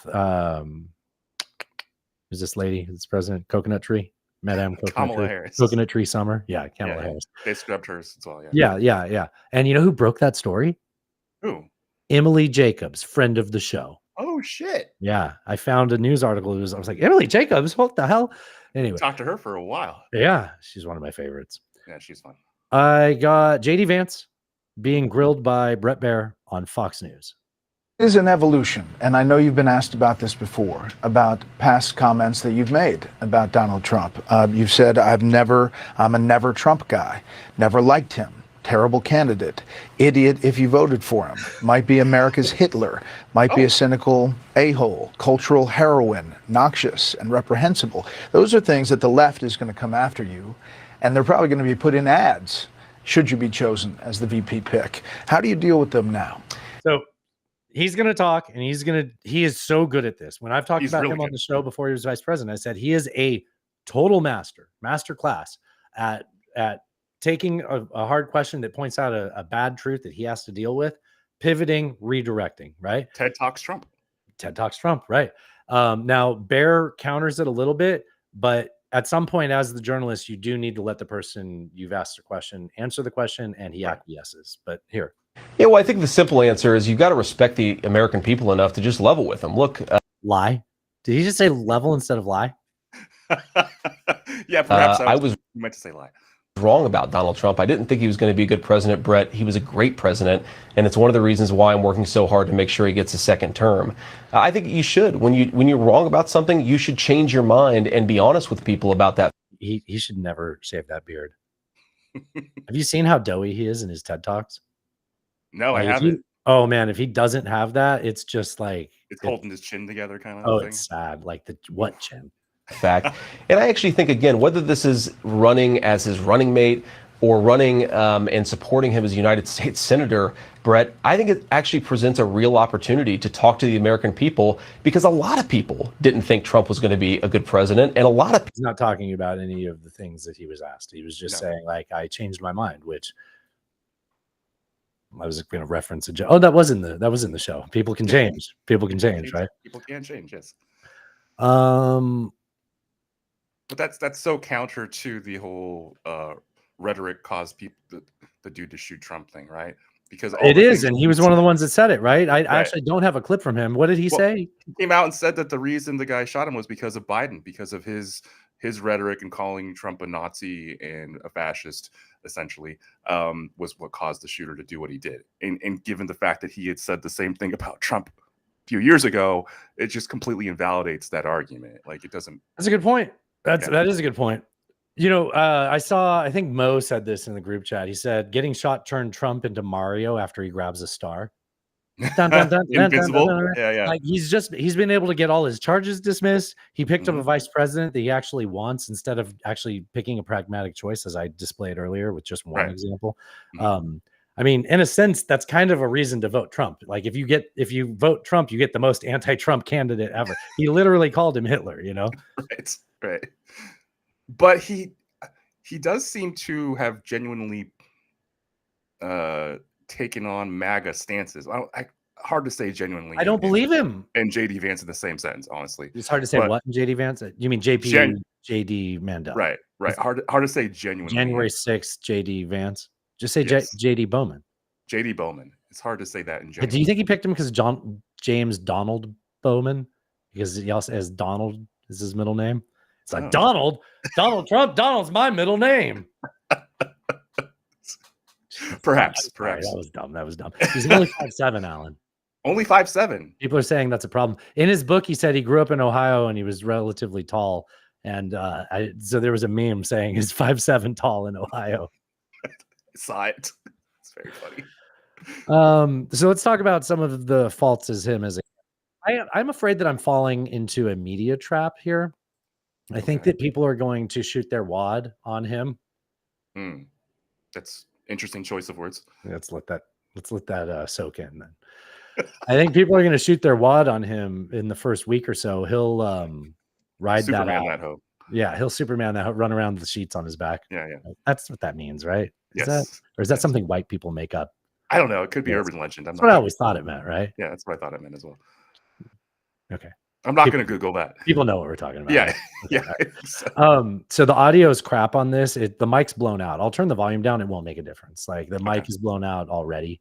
But this is let's talk about some of his bad takes. This is what I was going to say. Like people are going to shoot their wad on him and then he's going to ride that out and he's great at pivoting. He'll redirect and then people won't have any ammo anymore. And we're kind of falling for it now. I think the thing is we're not going to stop.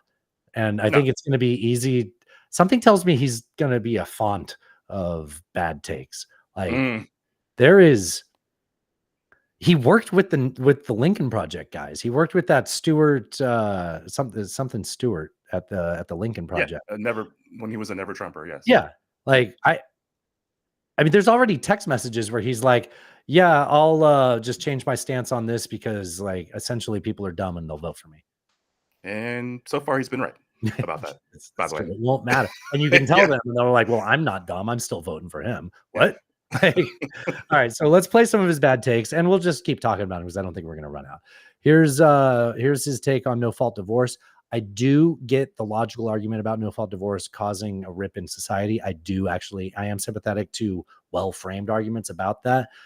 I don't think saying that women should stay in abusive relationships is the argument to make. Great tricks that I think the sexual revolution pulled on the American populace, which is this idea that like, well, okay, these marriages were fundamentally, they were maybe even violent, but certainly they were unhappy.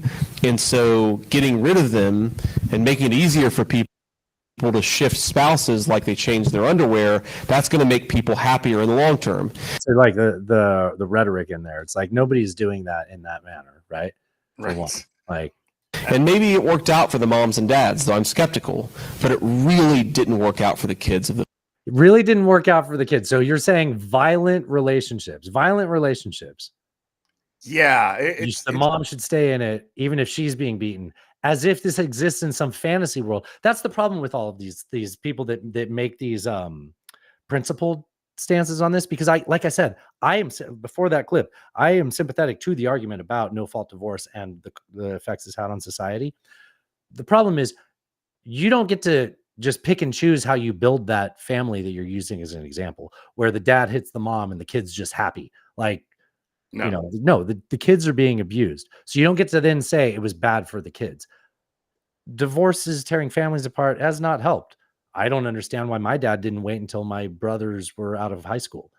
I'll never understand that. They were like, I thought my parents were going to get divorced. I just thought that they had waited so fucking long. They'd wait until the kids graduated high school. What's the difference? You're both in your 50s now anyways. Like, people make bad choices. My dad, there wasn't any abuse. I'm not implying that. But like going back to my initial statement, if the wife is staying in a violent relationship, you're in a fantasy land to say that the kids aren't in a violent relationship with their father. At minimum, they're seeing their mother being abused. Right. And so for him just to introduce violence into that argument, He It could have made that betrays argument. any logic, right? Yes, he could have made the argument without introducing the violence, But he and chose to. But he chose to do that. That was an intentional choice. And yeah, that's absolutely the damage done to a child who sees that sort of relationship is far worse than the damage done by a divorced parents. I think you're right. I think Yes. you're right. Which is funny because these people wouldn't say the state needs to take those kids away, and neither would I. But No. okay, did that make sense? Why Can I? jumped to that? Yeah. Can I just so my counter argument to the whole even if you took out the violence part, my counter argument is that it's also damaging for children to see a bad relationship. It doesn't have to be violent, but if the parents are not getting along, if they're clearly unhappy, if they're arguing all the time, again, it doesn't have to rise to the level of violence, but that is equally damaging because kids see that model and that's what they grow up to expect. 100%. And so that that would be my counter argument. Even if Part of what we're struggling as a society is over a long enough timeline, parents in the future will, if we can maintain a civilization, will be more conscientious with how they raise their kids. And Sure. we're doing that right now. We're getting there. But we all have the programming that we got put into us by our parents, who's Right. really not their fault because they learned by a bunch of parents that, first were probably traumatized by World War I and World War II. Right. And then those people had bad examples from their parents. Yep. We're just constantly filtering Cycle. that out. Yes. Yeah. And we are improving. We're not there yet. We never are. Fractionally. There always becomes a further out date too, right? Sure. Yeah. Yeah. I don't know. That had something to do with what you were saying. Yeah. No, it makes sense. I feel like Joe Biden, like I start to make a point and go, anyway. Here's the clip that in my mind got him the pick as vice president. If I had been vice president, I would have told the states like Pennsylvania, Georgia, and if I had been vice president, I would have told the states like Pennsylvania, Georgia, and so many others that we needed to have multiple slates of electors. And I think it's just like Trump, right? He names two things, and he doesn't just say a third. He goes, so many others. Many people are saying, right? Right. the U.S. Congress should have fought over it from there. That is the legitimate way to deal with an election that a lot of folks, including me, think had a lot of problems in 2020. I think that's what we should have done. He's TED Talks Trump. Yeah, an election that had a lot of problems. Don't let me specify any of them, but just Right. There were a lot of problems, and so I would have done this thing that Trump asked Pence to do and Pence refused to do. But the thing that's concerning with him is that he's so good that if he did say anything specific and you got him on that, he would pivot to the next one and the next one, and then you just get exhausted or you run out of time on the show, right? Yeah. Where are we at here? Here's what's my note say? Here's the latest VP. Just last remind me of the VP now. I don't know. Let's see I if think this it's about Pence. This is about Pence. Yeah. Oh yeah, here is his most recent vice president. That's what I Yes. was trying to say. Yes. Sometimes I should just maybe go through the sheet one more time and figure out what the fuck I'm trying to say to myself when I put a little note down before a clip. Here's Pence back in Iowa when he was running. Over the Constitution, but I chose the Constitution. And on that day, President Trump asked me to put him over the Constitution, but I chose the Constitution, and I always will. And I really do believe that anyone who puts himself over the Constitution should never be president of the United States. And anyone And so just a reminder, like I said in my shittily scrabbled note, that's the guy who isn't the vice president now. And why is that, Alan? Because he refused to do what Trump asked him to do. I was going to say because Trump's militias tried to hang him, but you can say it either way. Yeah. Sure. Yeah. It's somehow like the carnival, like fair music behind him. It's saying weird, that just right? adds a little something to that clip. Yeah. Well, and the way I like it, and to the people that are watching it, he like gets to a point where he's like giving big Jeb Bush energy, where he's like half-assing it, and then he like squares up his posture. He's like, well, maybe they'll start the clip from here. No, president. This is how a president talks and holds himself, right? Yeah. I'll say this. Maybe some people aren't very persuaded by what we have to say. We never try to persuade anyone. All we ever try to do is like, we have an exchange of ideas here. You come here to hear what our ideas are. We listen to other things. I assume you listen to other shows too. And you kind of form your position based off of what you take in and what you, how you refute things you hear, how you agree with things you hear. Sure. I'm not trying to persuade anyone, but if you're on the fence about whether you not want to vote for Trump now that JD Vance is on his ticket, why don't you take, JD Mandel. Why don't you take his stance? A third party because I can't stomach Trump. I think that he's noxious and is leading the white working class to a very dark place. I'm going to vote third party because That didn't age all that well, apparently. Nope. Yep. Yeah. Oh, here's the clip that I was going to call him TED Talks Trump after. I'm bad at organizing a sheet. You know what? I like it more organic anyways. All right, here we go. By the way, I have to beat up on the UK. Just one additional thing. I was talking with a friend recently. This is TED Talk style, right? Like, and we were talking. Wait until you hear him pause when the crowd reacts. It's just TED Talk style. Talking about, one of the big dangers in the world, of course, is nuclear proliferation, though, of course, the Biden administration doesn't care about it.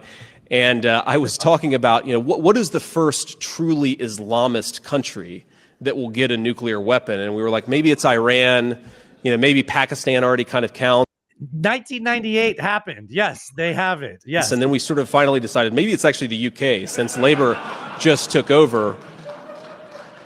But that's very TED Talks. He's like that's just a smattering of applause if you're a comedian, right? Right. But for a TED Talk, that's like, okay, pause, that's a pivot, pop. stare to another part of the room, get ready for your next sentence. But to my Tory friends, I have to say, you guys have got to get a handle on this, but neither here nor there. There's a point there.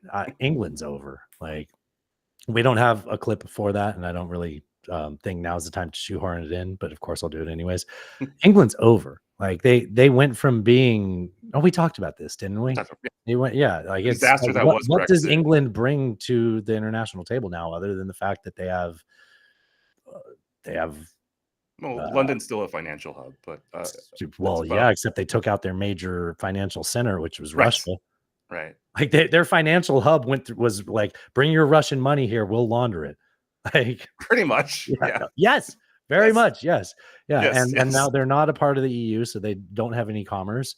And I guess they'll still be a military power. In a sense, they give me 1914 Ottoman Empire vibes, just the old man of Europe. Like, they are a liability as an ally. 20 years from now, 30 years from now, they are a fucking liability, maybe sooner. They might be a liability already. Yeah, actually, good point. Yeah. As long as they can make Challenger tanks, Alan. Right. Is it Challenger? Or is that Germany? Who I cares? can't remember. Germany's leopards.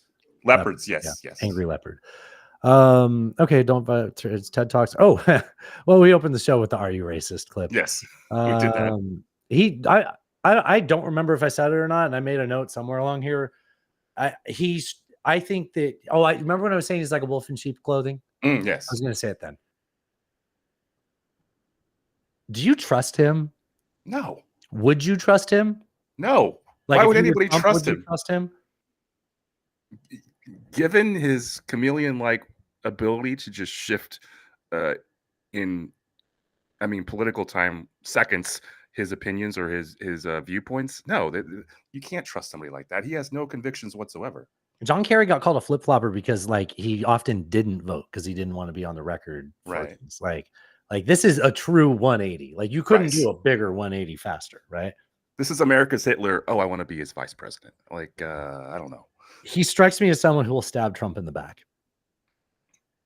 I don't know when, and I'm certain it won't be in a way where I'll be like, oh, thank God somebody, finally taught that guy a lesson about power. No, it'll be a way that empowers him and some other time, right? Like, but it is only a matter of time until he turns on Trump. He's a snake for sure. He's a snake for sure. Yes. Trump always makes things worse for Trump. That's a Bob Seskaism. But somehow this is a big pick in the crypto community because sure, and there's people want to see their portfolios grow. May like him, and like I said, if you want to invest in private prisons, I think you have someone who's 100% on board with. I mean, when I said that he's the Heritage Foundation's guy, he literally said, without saying Heritage Foundation, I want to fire all the federal workers and replace them with loyalists. So it's like, well, happens to be that thing in that 900-page document that doesn't mean anything. Which, in case you didn't listen to the Friday show, people that tried to dismiss Project 2025 by saying it's just this document for outlining government. That's the mandate for leadership. Congratulations. You're right. Those things do always exist. Never like that, but Not like this. if you want to just say that the way that one and all its rhetoric is normal, I'll give you that. What we don't have is the 180-day playbook, which is the fourth pillar in their 4 pillars, which they have kept private, which I get it. You don't want to let people know your goals for leadership or what your steps are day by day. I promise you, all the shit that you're saying is okay in the 900-page document that I'm saying is fishy, the ways they're going to do it in there are completely unconstitutional. And they only work when you do the things that I should stop complaining about, according to you, which is don't worry about firing 50,000 federal workers, replacing them, rounding up millions of illegals. And Trump's already been saying it since he's been shot, the largest deportation drive in history. Like, not to mention, by the way, what was the last time when they had a deportation drive? What did they call it? Operation Wetback. So just associate your shit with things like that. Yeah. Not to mention the using the Justice Department to prosecute political rivals. There's that too. That's also part of the playbook. So don't forget that. And journalists. Yep. I mean, 100%. Especially if they use AI to empower it, I'm sorry to drag you into this, dude. Like shit we've said here, shit I've said that this will be used as testimony for. Yeah. But there's also this, though. JD Vance might have been right the first time. Let's just say that. Are you a racist? Do you hate Mexicans? Is that what you were saying, Alan? Is that what you're saying he was right about? I was saying when he said he might be America's Hitler, but Oh, I misunderstood. Timing on that was really perfect.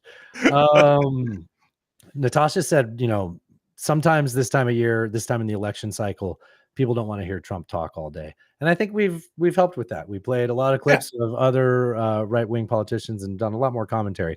I do have one clip of Trump. Okay. This is before his ear got pierced. This is he's out of Wisconsin. I don't know. He's doing something in Wisconsin. We're honored to be joined today by Shanna Gray, who owns a vegan restaurant. Vegan. You say vegan? Vegan. He's like Bob's and Vegana. It's supposed to be really good. I'm not into the vegan stuff, I must say, but I'm going to have to try this. Come on. Like, this is in 1993, and you're like, well, what is vegan? Like, I don't know what that means. Vegan. He's never heard vegan before in his life. Come on. This man eats Big Macs. That's all. I mean, he doesn't know what vegan is. He gets points for that. Yeah. Vegan. I've never had the vegan stuff. Okay, let's get to some of the best of the right, and we're doing great on time. This is Mommy Boebert didn't read the Supreme Court ruling. No, see, other stuff happened, guys. We got other things to talk about. Other stuff. Okay. Mommy Boebert had a hearing. I think this was last week. She had a hearing calling the EPA. So remember, after the Supreme Court overruled the Chevron. Deference, the vast deference, that means that agencies don't get to kind of like write their own policies as much, right? Well, they can be challenged. They can be challenged. And in the ruling opinion by Justice Roberts, he said, to be clear, this doesn't mean we need to go back through and review already settled cases, just new ones going forward, right? So if you read like 3 sentences about this, you knew that fact set that we just gave, right? I would expect, well, if she wasn't so busy going to Beetlejuice musicals and giving over the Pink energies. About the EPA, and I'm asking about your rogue bureaucrats that have enacted these unconstitutional regulations. Are you going to repeal them? Are you going to continue to implement them, or are you going to stop altogether? She gets some more work done. She looks even better. Maybe. Doesn't she? Went to a makeup she's probably got a lot of Botox. I get that, but like, oh yeah. Since it's been overturned. Do you understand the ruling? Do you understand the ruling of the Supreme Court? I do. And so your question is ill-formed. No. Will you be repealing? We're not going to stop. You're going to unconstitutionally continue with these rulemakings. We're going to adhere to the Supreme Court and continue to. If I was him, I'd be like, I would stop. Because you're not going to talk over her anyways. I would stop and look at the chairman and be like, do I have to explain this to her, or can you tell her? I don't want to waste my time and hers. Right. You pause and you just tell her the actual ruling, which I think would be as effective. So which rulemakings are you going to roll back? We're going to adhere to the Supreme Court and continue to do our work in accordance to the Supreme Court. The Supreme Court. So which ones are you going to repeal? The Supreme Court didn't tell us to repeal anything. They have been deemed unconstitutional. No. Absolutely, they have. This was a huge victory.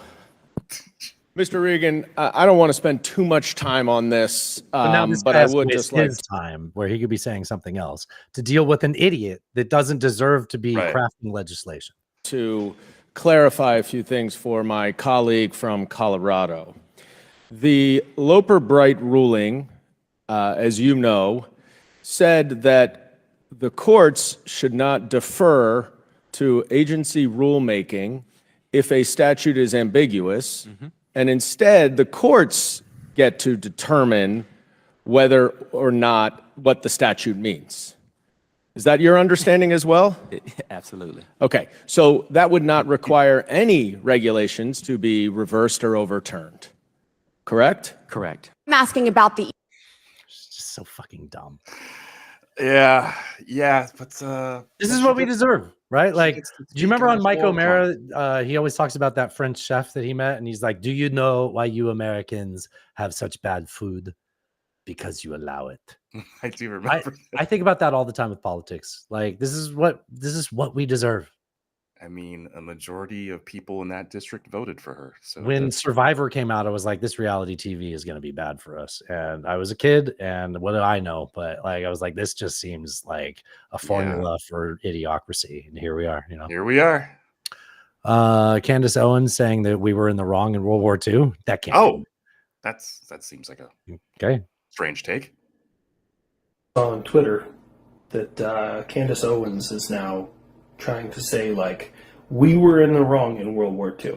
This is habitual line crosser. This is the guy that does the little faces and Yeah. She knows there's still people alive who, like, experienced the Holocaust, right? Like, she could just, like, call them up or sit down with them face to face, like, how awful was it? And they'll be like, yeah, this is all the shit that they did to us. They gassed my entire family. They separated us. They stole our shit. They tattooed us like we were fucking cattle. But sure, we were in the fucking wrong there. Alan, what do you have to say that's better than that? Go ahead. Your turn. I don't. No notes. No notes. Fine. So Lindsey Graham, this is what he had to say to Trump later on Saturday. Oh, ladybugs. Yes, Mr. Ladybugs himself. Probably, first things first, he's probably like, well, bomb Iran. Well, I want to talk to the Trump supporters for a minute. What is Donald Trump's campaign about? He's a race-baiting, xenophobic, religious bigot. Oh, I'm sorry. This is from 2023. That must have been from 2015. That seems. That's old. yes. I'm sorry. I played the wrong clip in the wrong order. This is what he said to Trump people on Sunday. That was truly by accident, but that seemed to work out. It worked out, yeah. Sure. Need to do some soul searching as a nation. What will your message be once you are able to connect with the former president? I wish you guys that are only listening could see this fucking crocodile tear. Just have you seen this yet? Have you seen his like? No. Oh my god! Like, I mean, there isn't a sincere bone in his body unless somebody puts it there. Grateful you weren't hurt any worse, and I love you. We're supposed to play golf this morning at 8:30. I talked to him 3 times this week. There's a lot going on in the world. He was excited about playing golf. He thought he had something that could help my swing. You gotta keep your back straight, right? You keep arching it. I keep telling you, put your back straight. I would think he got more. Wait, before we move on from that, just are you talking about my innuendo, or do you have something more inside? No, the golf thing. The fucking It's gonna help my game out, man. He said he could beat Joe Biden, and I was gonna learn. It's like, can you be more out of touch with the American people? We were supposed to play golf. We were supposed to play golf, but you fucking got shot in the ear. God damn it! It's just when can anything go right for us? Right? All I want to do is play golf with the president. Let me talk to the people. The people will understand. All I can say is he's got 5 children and 5 grandchildren. He's Now who looks bad, Alan? You fucking insincere jerk. a human being. There are a lot of people love this man. He's one of the most strong people I've ever met. He has an ability to absorb punishment like anybody I've ever met. Obviously, God is not through with President Trump, and I look forward to seeing. Like, I talked about my dog, finding my dog dead in the bathroom with blood and shit all over the floor and having to bury her and clean her up. And I kept my shit together better. Look at his eyes. Look at this guy. Yeah. He's like, and this is a man that, I mean, I just played the clip by accident. This is this guy. And you know how you make America great again? Tell Donald Trump to go to hell. What does he have? I mean, do you know what? It must be all the Epstein files shit. It has to be, right? This is like how, like, did you hear that a bunch of Epstein files came out that showed that there was Hamas connections? Not Hamas, Mossad connections. No, but so a bunch of Orthodox guys have all this dirt on the U.S. military, basically, and it just keeps us going to war with Israel indefinitely. In the same way, like, this guy must know all these secrets about all these guys. That's got to be it. It's I mean, it's like when you see the Dwayne "The Rock" Johnson when he did that Tooth Fairy movie, and you're like, somebody at Disney has a video with you and a kid's dick in your mouth. Like, there's no other reason why you do this movie. It's so obvious that it's political theater, but the problem is that a large percentage of the public will just eat it up, and it's just going to be, they're not going to see the other half. Please don't play that clip for Dwayne Johnson. I don't think that he actually that was. I'm sorry. That was pretty spicy. Not to spoil the TV show, but if you decide to watch the TV series on Netflix, Eric, I'm going to warn you, there is some graphic depiction that could have been panned away from. And I like the series a lot, and I'll give it a good review on our Friday show, but they did not need, I'm surprised they don't get more shit for choosing to go the way they did. But Pumperdickle. That's Cumberbatch, right? That's his name, Cumberbatch. Yeah. Maybe one of the best performances I've ever seen in a dramatic series. Like, I started it, but I haven't finished. Completely becomes that character. It's amazing. There's my review, but I don't think that they needed to. There's a scene in the second to last episode that you're just gonna be like, "What the fuck, guys?" Like, you don't have to. You didn't have to. Things can be implied, and it's just fine. Anyway, I started that, so I brought it. I did a JD Mandel, and I pivoted and I redirected. But I wish I didn't say that earlier. I'm sorry. I didn't say it. No, it's we can all agree that Lindsey Graham's a piece of shit, though. We can do that. That's true. We can all do that. Yes. Here's Trump. I actually don't know the context. He's always there. He's always. I'll tell you what. When I need help on the left, he's great. He's Lindsey great. Graham. Lindsey Graham. And he's my friend too. Lindsey Graham, wherever you are, Lindsey. Can't wait to play golf. Thank you. Oh no. He helps me on the left. We need help sometimes. How does he help you? Republicans shouldn't need help on the left. I think he means we need help fighting the left, and Lindsey's a culture warrior for him. But he helps. Another man who's always there. He's always. I'll tell you what. When I. Yeah. Okay. All right, let's get into best of the left, and we had plenty. I guess the one drawback to us being frustrated that it didn't force Biden to drop out of the race is that it did suck a lot of the air out of the room. But I managed to find plenty of interesting clips between Big Boy Biden and Coconut Tree Summer Kamala. Dude, it's Coconut Tree Summer, man. I mean, that's like, if they're lucky, they make it Coconut Tree Summer, right? Like, that should be their image. They should lean in. You know how they leaned into Dark Brandon? Yeah. They need to lean into Coconut Girl Summer or something like that. I like it. So this is Biden giving a speech, and I actually don't know what he means, so I'm not going to try to set it up and be like, so Biden's obviously trying to say this. I think I know what he's saying. You know, I come from a household with a 3-bedroom. We weren't poor, but we weren't. We didn't have anything left over at the end of the month. And but 3-bedroom house, 4 kids. Grandpa lived with us. Someone lived with us full time. I look back now and wonder how my dad handled those thin walls. But at any rate. The fuck? What the fuck? What do you think that means? I know what I think that means. What does that mean? How my dad handled them wall? My dad, so we lived in a 3-bedroom house with multi-generations in it, and I don't know how my dad dealt with those thin walls. He's talking about how you get away with having sex without the kids hearing, right? Or your parents hearing, right? Oh, gross. And what else did it mean? I didn't understand the thin walls. Now that you say that. I mean, what else would it mean, right? Right. Or maybe just having a I don't want to speculate. But you don't have to be a Jew to be a Zionist. He's just hitting it out of the park nonstop here.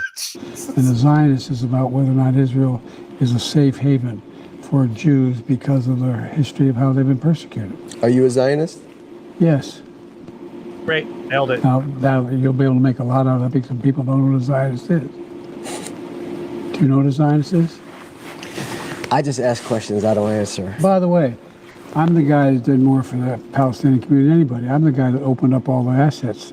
I'm the guy that made sure that I got the Egyptians to open the border to let good goods through, medicine, Good goods, and food, but what's happening is, and I'm the guy that's been able to pull together the Arab states to agree to help the Palestinians with food and shelter. I'm the guy, and so it's not. I mean, I'm also the guy that was like, oh, 500-pound bombs? Nah, that's too far. No, 500 pounds are fine. 500 1,000, 2,000. 1,000. Yeah, right, And right. then a few months later, we'll release the 1,000-pound bombs. But 2,000 is just way too much. That's too much. We're using this refugee camps. Okay, go ahead. Yeah, sure. Green light. No line in the sand or whatever the phrase was. Yeah. One of the things that in the Axelrod interview with the Favreau, John Favreau, Iron Man, the guy. Yeah, the bodyguard in Iron Man. he points Guy out from Swingers, Alan. He's so money he doesn't even know it. You always hit on you. What did you double down? Always hit on split on 50. I don't know. Anyways, one of the things he points out is that foreign policy seems to be like a fallback position for Biden, and so a lot of times when he's being it's something he's superior on over Trump in terms of like people that are policy wise. But your average not good. No, but also your average American voter, that's not going to move the needle when he says, "I'm the guy that saved NATO. We added countries." Yeah, it's like, well, I live here. My watch. No, like I don't. Your at the end of the day, there are a few steps removed between the American voter and what happens if Trump continues. Sure, but if you're trying to make a case that I need another 4 years and I'm not too old to do this, saying I'm the guy that saved NATO isn't going to get you there. That is not the issue. Yeah, you know, like it's he's passed more policy than like who's that guy that whipped his dick out all the time? LBJ. He's passed more policy than LBJ. He has. Yeah. And like now people more right of center resent LBJ for a lot of that. I'm not saying the Civil Rights Act, but I have heard people say that. And I go, oof, well, don't say that out loud and expect to persuade a lot of people. But I understand your point, but I don't think that's I mean, so he has things he can run on: women's health, you know, things like that, inflation, like all that stuff. But I need to clarify that I mean that it was like not it wasn't people didn't want black people to have rights when they make that argument. You know what? I'll leave it to them to make the argument. Okay, yeah, let them do that. Yeah, it's just, and you know, we go back to the debate, and it's just like when he had the one that he could have just fucking lined it up and hit out of the park, he couldn't do it. He couldn't do it. So he's not going to have that opportunity. He's not going to have that opportunity again. And if he does, it won't make a difference. Or it's Jover. It's Jover. It is. Although his numbers are still beating Trump on the percentage polls, and 538 has him winning by 7 with 276 electoral votes right now. I don't know if they've finessed those with any new polling, but going into the weekend, he was winning the electoral college too. I agree with you. I agree with you. Yeah, like, you know, and Trump said that part of the reason he picked Vance was because of Michigan, Pennsylvania. And that's not why he picked Vance, though. He picked Vance and said he'd overturn January. Of course, but in his True Social post, he said, I was actually upset. I listened to the whole New York Times this morning, and all it was we went to the convention and we heard this news that you found out about 12 hours ago. It's like, well, why the fuck did I? What? Right? Why did I bother? Yeah, yeah. But he said, you know, Michigan, Pennsylvania, Wisconsin. And maybe Vance moves the needle there. I don't know, but it's not looking. Maybe I think you can beat him up plenty over his bullshit, and then it'll just come down to his rhetoric and if he can, you know, pivot the way that he's skilled at. But I think he's got plenty of reasons to not be seen as the person he says he is. And why do those people really know the senator from Ohio? They don't. You know, they just know he's a Trump ally, and now they know he's the vice president. But you know, well, he's been out there. Like, if you're a Fox News viewer, he's been prolific over there. Even before he was like, we pay attention to a lot of the news. Like, I pay attention to the right wing a lot, and a lot of the people that I'm in groups with are like, "Wow, I kind of like this guy from what I'm hearing." It's like, well, that tells me that you're hearing. You don't know who he is. Yeah, exactly. Yeah. Right. Even though he was a prominent figure in right wing media even before he became. But his base is supposed to be he's every man, right? Sure. Yeah. So every clearly not. Has 5 to 15 minutes to scroll through TikTok between putting their kids to bed and then watching some TV and going to bed. Like they're more like those people that don't know who he is. Yeah, the for sure. Tragically Online and people who watch 3 hours of cable news a day. I don't know anybody like that, but those people already have an opinion of him, and those are the people you're saying that are going to like him. I don't know. I think there's a lot of people to persuade. They're going to hear that he's a fucking tech bro globalist and took all his money from the opioid crisis foundation and put it into his Senate campaign. Yeah. We'll see. Yeah. We'll see. Here's Biden laying out his plan for his second term, which sounded a lot like why you should vote for him. Except he's already president. He's like, here's if I was president. Today I'm going to start by laying out the first 100 days of my second term. Here's what I'd do. Why are you not doing this now is all I can think. And here it is. The first bill I'm going to introduce will restore Roe v. Wade to make the Would have been a good idea to put something in place to protect it before the Supreme Court decision. Gotcha. law of the land.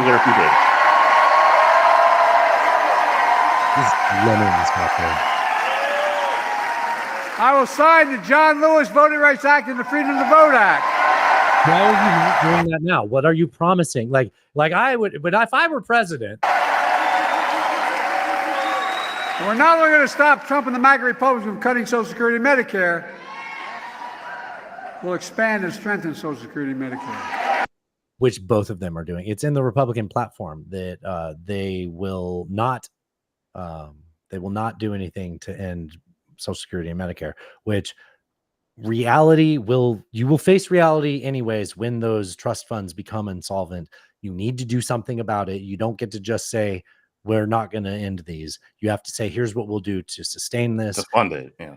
And all they talk about is tax cuts or only taxing the elites, which if you took all of their money, it'd feed this government for fucking 3 weeks. Like it's a joke. And again, you're in charge now. What are you fucking talking about? Yeah, it's a bad argument. Here's him talking about several things in this. But at one point towards the end, he's talking about a little bit of fitness, like his mental fitness and stuff. At one point in that conversation, he starts staring off into space like he just saw a ghost and starts talking to it. And then he starts saying that he put, I think, the Japanese empire back together. Open to taking another physical or test before the election. Governor Whitmer of Michigan, for instance, said it wouldn't hurt to take a test. Well, look, 2 things. 1, I've taken 3 significant and intense neurological exams by a neurologist. In each case, as recently as February. And they say I'm in good shape, okay? Although I do have a little problem with my left foot because it's not as sensitive because I broke my foot and didn't wear the boot. Not neurological. That's a great point. But I'm good. Couldn't be further away. I'm tested every single day about my neurological capacity, the decisions I make every day. You talk to my staff, all of you talk to my staff. Sometimes my staff talks a lot.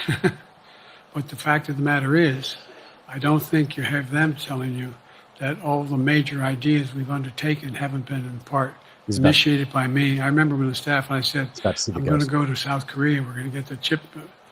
What are you doing? I'm going to get Japan. What are you doing? So I have a theory about what happened here.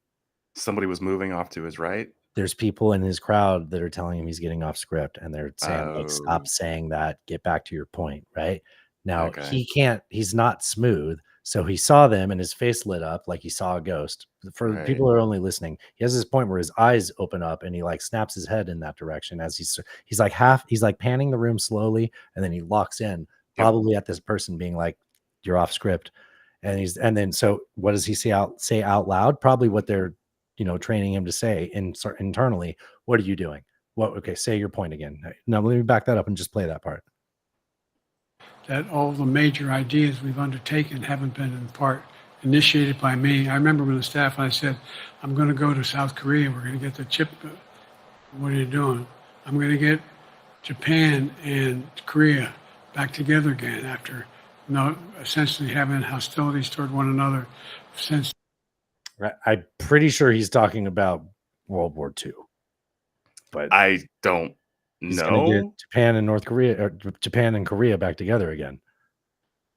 I mean, I think it's an example of him falling back on foreign policy again, but I don't understand. So I see a clip like that. I see a performance like he had at the debate, and I really don't understand how people in his administration don't just like fucking, I don't know, shake Jill and be like, "Do you fucking see this? Do you see this? This Listen isn't to what you're like describing, though. Like, we're hoping that insiders get the one person he listens to convince him. I don't know. It's frustrating, man. It's frustrating. It's Frustrating. frustrating. It's just that guy is not going to win in November. That guy is not going to win in November unless something drastically changes between then and now. I don't see it. No, I'd rather not be true, but I think it's completely true. Yeah. I also am trying to find the frustrating clip, which I'll never find anything. It's also frustrating, which makes me want to play the frustrating clip. That was when the guy found the F-15. Remember when the F-35 went flying over? That's how he said it sounded. Yeah. I got magnets, bitch. Yeah, bitch! Magnets! I got give me back my son. Give me back my son! I've read he may have actually killed more people than Hitler. Yeah. Oh, I have a new sound. Can I play a new sound? Yeah. This is Bob Seska from the Bob Seska Show. Oh no, there's shit in my mouth. That's a good sound. That's a really good sound. Yeah, well, that's better than whatever I was looking for, probably. Here is NPR. This is up first with NPR saying that Trump mispronounced Kamala. I'm pretty sure he says To be Kamala. president, sleepy, crooked Joe Biden or laughing Kamala? Isn't it Kamala? Yeah, maybe there was a little bit. And, he did mispronounce the vice president's name. Laughing Kamala. I think it's Kamala. Is it? I think it's Kamala. It's very close, but he's not very. It's Kamala. I wouldn't criticize him. Oh, for it's way not Kamala. So Kamala's fine. Kamala, yeah. Oh, come on. It's a yeah. And she does laugh. I have her on our soundboard for the laughs. Laughing Kamala makes sense. Yeah, thanks NPR. She did mispronounce his name. Here's The View saying that people that make fun of Kamala for laughing and What really ticks me off about him, though, is this laughing Kamala remark. It's such a sexist remark because a guy I was with over the weekend, a friend of mine, that said Kamala's laugh annoys me. Remember they said that about Hillary's laugh, that she was cackling. And men, they don't like a funny woman. We're afraid if you laugh or you make a joke, that maybe you'll do that when they're in bed with you. It's like this fear of women's laughing and comedy. Yes. That's very good psychotherapy. And what was It's very good psychotherapy. Is it? Though? Oh no. I mean, so to address that, so there is a sexist trope that a woman with like a shrill voice or things like that, right?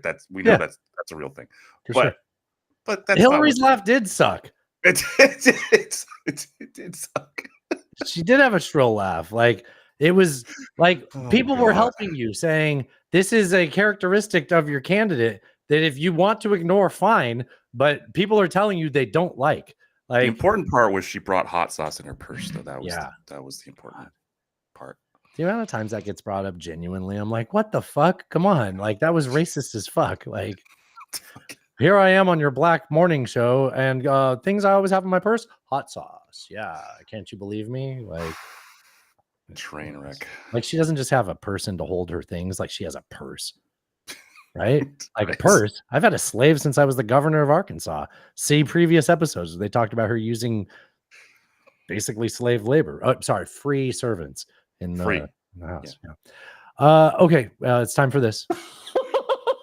It's another battle in the culture wars. Oh, not the culture wars. They're worried about a culture war. Culture wars. Stop with the culture wars. Ooh, good timing to let a burp out. Got that mute button there. This will be brief. We got 2 clips here, and then I got a little end of show just asking questions. Cool. What's the shirt mean? Oh, they suck. They're the worst. They're the problem with this country. What can we do to bridge the divide in the country? This guy's wearing a shirt that says liberals suck. Bridge the divide in the country? I don't know. Close the borders. Yeah. With the divide between Americans, what can we do to bridge the divide between Americans? I don't know. You want to help me out here? Probably talk to each other more, listen to each other. Less name calling. Yeah, I'd say so. And the shirt says, "Liberals suck." Oh, I found the conspiracy drop. Atlanta didn't never bomb. Oh, there it is. It was a false flag operation, and Abraham Lincoln was a crisis actor. It doesn't apply here, but you know my I brain. like hearing it. I like. We haven't heard Hey, it. you know what? Speaking of crisis actors, I got an Alex Jones clip. Oh, for here you. we go. So this is from Alan's favorite podcast, knowledgefight.com. I do like them. Yes. So what he means. All right. And I figured it out very quickly. I was going to. Can you set this up? I'm assuming you've listened to this episode. Yeah, I don't remember what the context This is the bodies in the bathroom. He spends hours talking about this and his deposition. And okay, actually, my note is Alex Jones learned nothing. So what did he lose his lawsuit over specifically? The Sandy Hook victims, where Crisis he was, actors. You said yes. that there was bloodless bodies stacked there, meaning they must have been moved there. Yes. Okay. And so he quotes the officer who was first on the scene, saying that he found the bodies in the closet, or in the closet. Yes. Go ahead. Oh, I already have it open. I was about to open it again. A 5-day vacation when the crew went ahead and covered. So what he means. All right. And I figured it out very quickly. I was on a 5-day vacation when the crew went ahead and covered it. Not blaming us what happened. So when he says I figured it out very quickly, what he's talking about is the conspiracy theory that he launched that got all the people on board with it, that harassed all those families, and also not only the families of people that reported on this. Yes. I played Bob Seska earlier. His dad's house got their doorbell rang by a follower of Alex Jones because Bob Seska was saying probably, truthful but outrageous things the way Bob talks. He's a great radio personality. Sure. That's what you do, right? So he was calling Alex all kinds of names about the bullshit Alex was spreading. So the guy rang Bob's dad's door. So yeah, I kind of believe the parents of the kids that their lives have been ruined by the shit that Alex spread. There were stories of parents having to Moving move multiple times across the country, trying to get away from all this harassment. So It he was lost horrific. his lawsuit because of that lie that he spread. Yes. And the core of it is him saying that I figured it out early on and I came up with my version of it, right? Mm-hmm. Yes. And he lost that lawsuit for saying things like that on the air and riling people up. Yes. And by the way, now he's like, I'm just going to recap the lawsuit I lost here by saying all of the things that I originally said that I lost my lawsuit because of. and just to point out, like, he's attempted to rehabilitate his image and saying he didn't do any of those things. And now he's saying, no, in fact, I did say them. Here's Right. my recap of it. Is that not what he does right now? That is exactly what happened. But he even he had a Twitter Spaces with Elon Musk about, I don't know, 6 months ago, maybe 9 months I ago. think we had a and clip from it. yeah, and Elon asked him about it because he's like, hey, like, I've heard all this stuff, but I'm sure it's not true. And he's like, no, none of that's true. There was this PR firm, and when Elon Musk tries to push him and ask him more questions, he kind of like, I don't remember the name of it, but they were the ones that promoted all this stuff. It wasn't me. I didn't do any of that. And then in this clip, this is present day, he's doubling down on the same fucking story that got him in trouble in the first place. Fucking crazy. Okay. So here he is basically like starting from scratch over again. It out very quickly. I was on a 5-day vacation when the crew went ahead and covered it. Not blaming us what happened. And I came back and the crew's like, why are you going to cover up this pizza place? I said, it's a setup. Like when a mockingbird, you get near its nest, it acts like its wings broken. It falls to the ground to get the predator to go after it, and then it flies off. They diverted us to that. And I said the same thing happened with Sandy Hook. The police report. The EMT reports. You can look them up. I'm going to put this in their piece. Say when the police got there, they go in the bathroom and there's a pile of dead children in a pyramid with no blood. And the police report says, we believe they've been moved there. Let me back it up because I played something over it by accident. They go in the bathroom and there's a pile of dead children in a pyramid. I'm really glad I backed that up.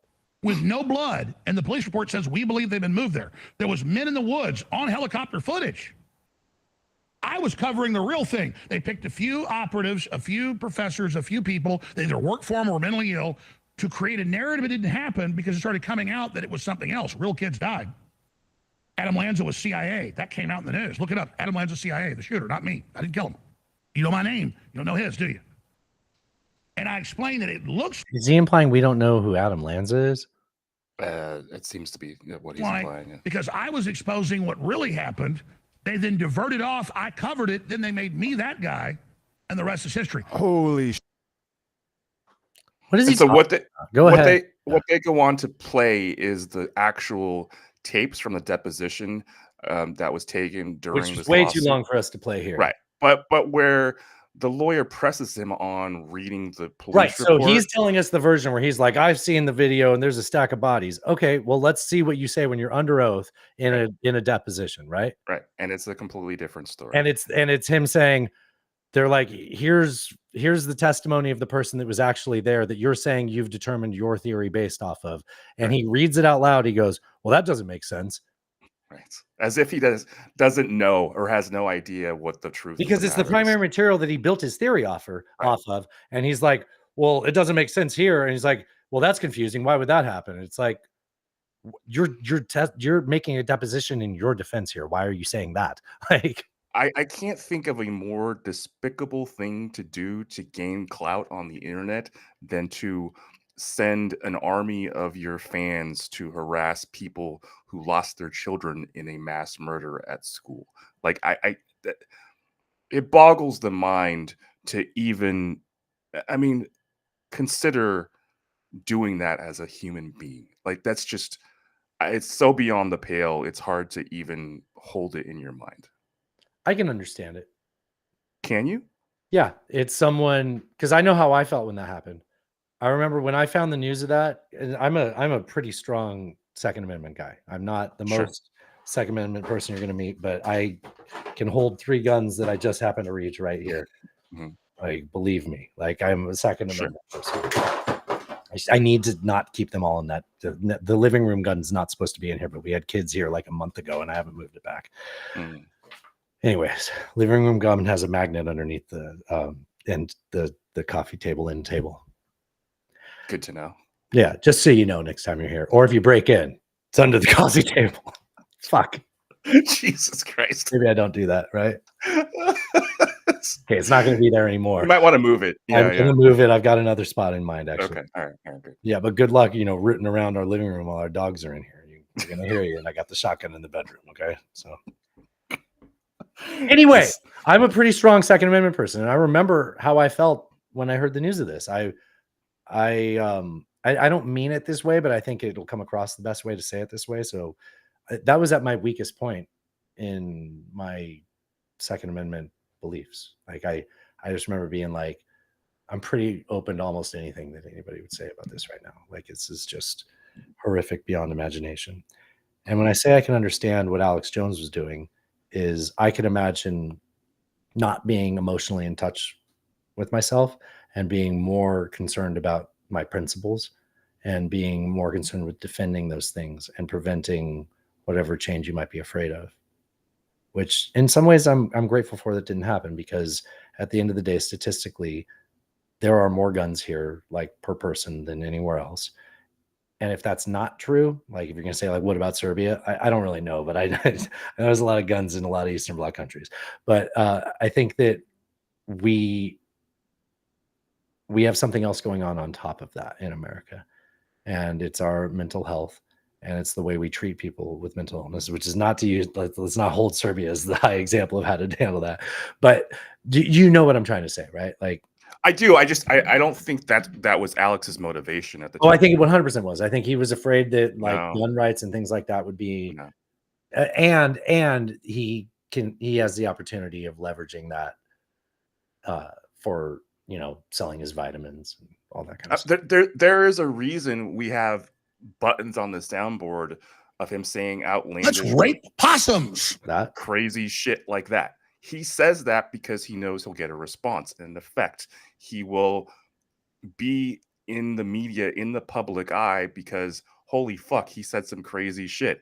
So when he goes off on that whole tangent about Sandy Hook and crisis actors and none of it being real and directs his audience to harass these people, I don't think he's doing it because it's some deeply held principle and concern about Second Amendment rights. He's doing it because he wants to be famous. I think you're right. I just think he gets there because he has that as a starting point. That's possible. But I'm just saying, ultimately, Okay, but if you motives don't have aren't my principled. side of that before you get to what you're saying, then it's hard for people to imagine why he would just jump to that. But if you say this takes you to that, I think that's a complete picture. I can see that. Look at us. Look at us. We solved Alex Jones. I don't know about that. Can I ask you a lighthearted question in the show? Sure. Sure. Really couldn't be more out of place. Well, shooting sports are in the Summer Olympics, aren't they? They are. This is a sporting question, and it has to do with France, which is where the Olympics are.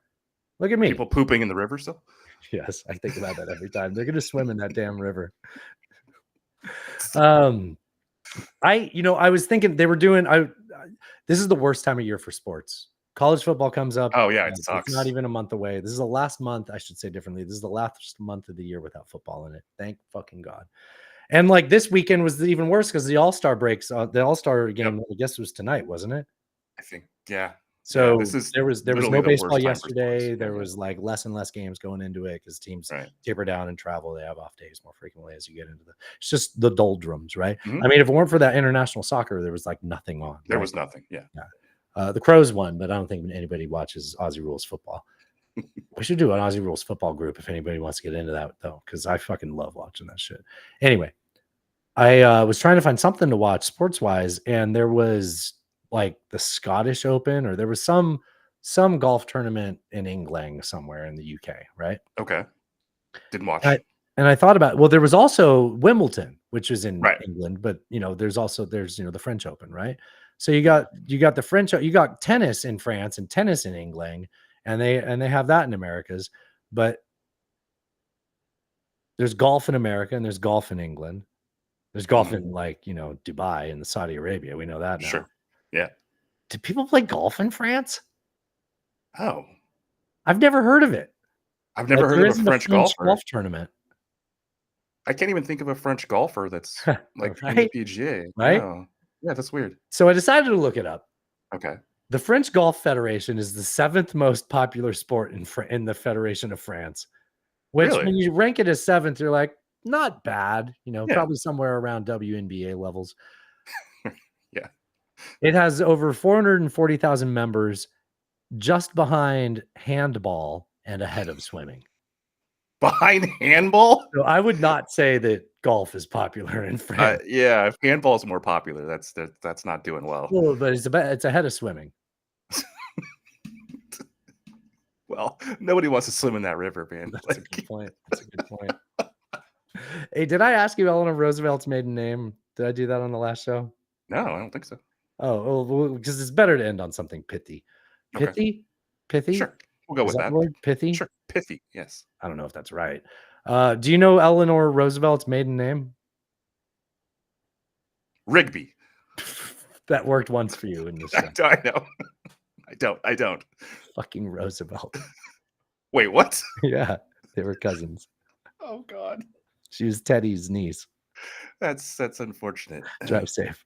Cheers. Hey, play the song. The guy's banging you. Y'all let me in this damn house. Oh, how about that? Come in the name of peace. LMFAO. So what in the world is this? Is Kevin McCarthy a moron, and if so, why? Why would you say something that stupid? I come without explanations or solutions. I'm a very sexy lady. Cat turd. I will not suffer this harlot. How great! An anti-American Marxist. Ted Cruz, go fuck yourself.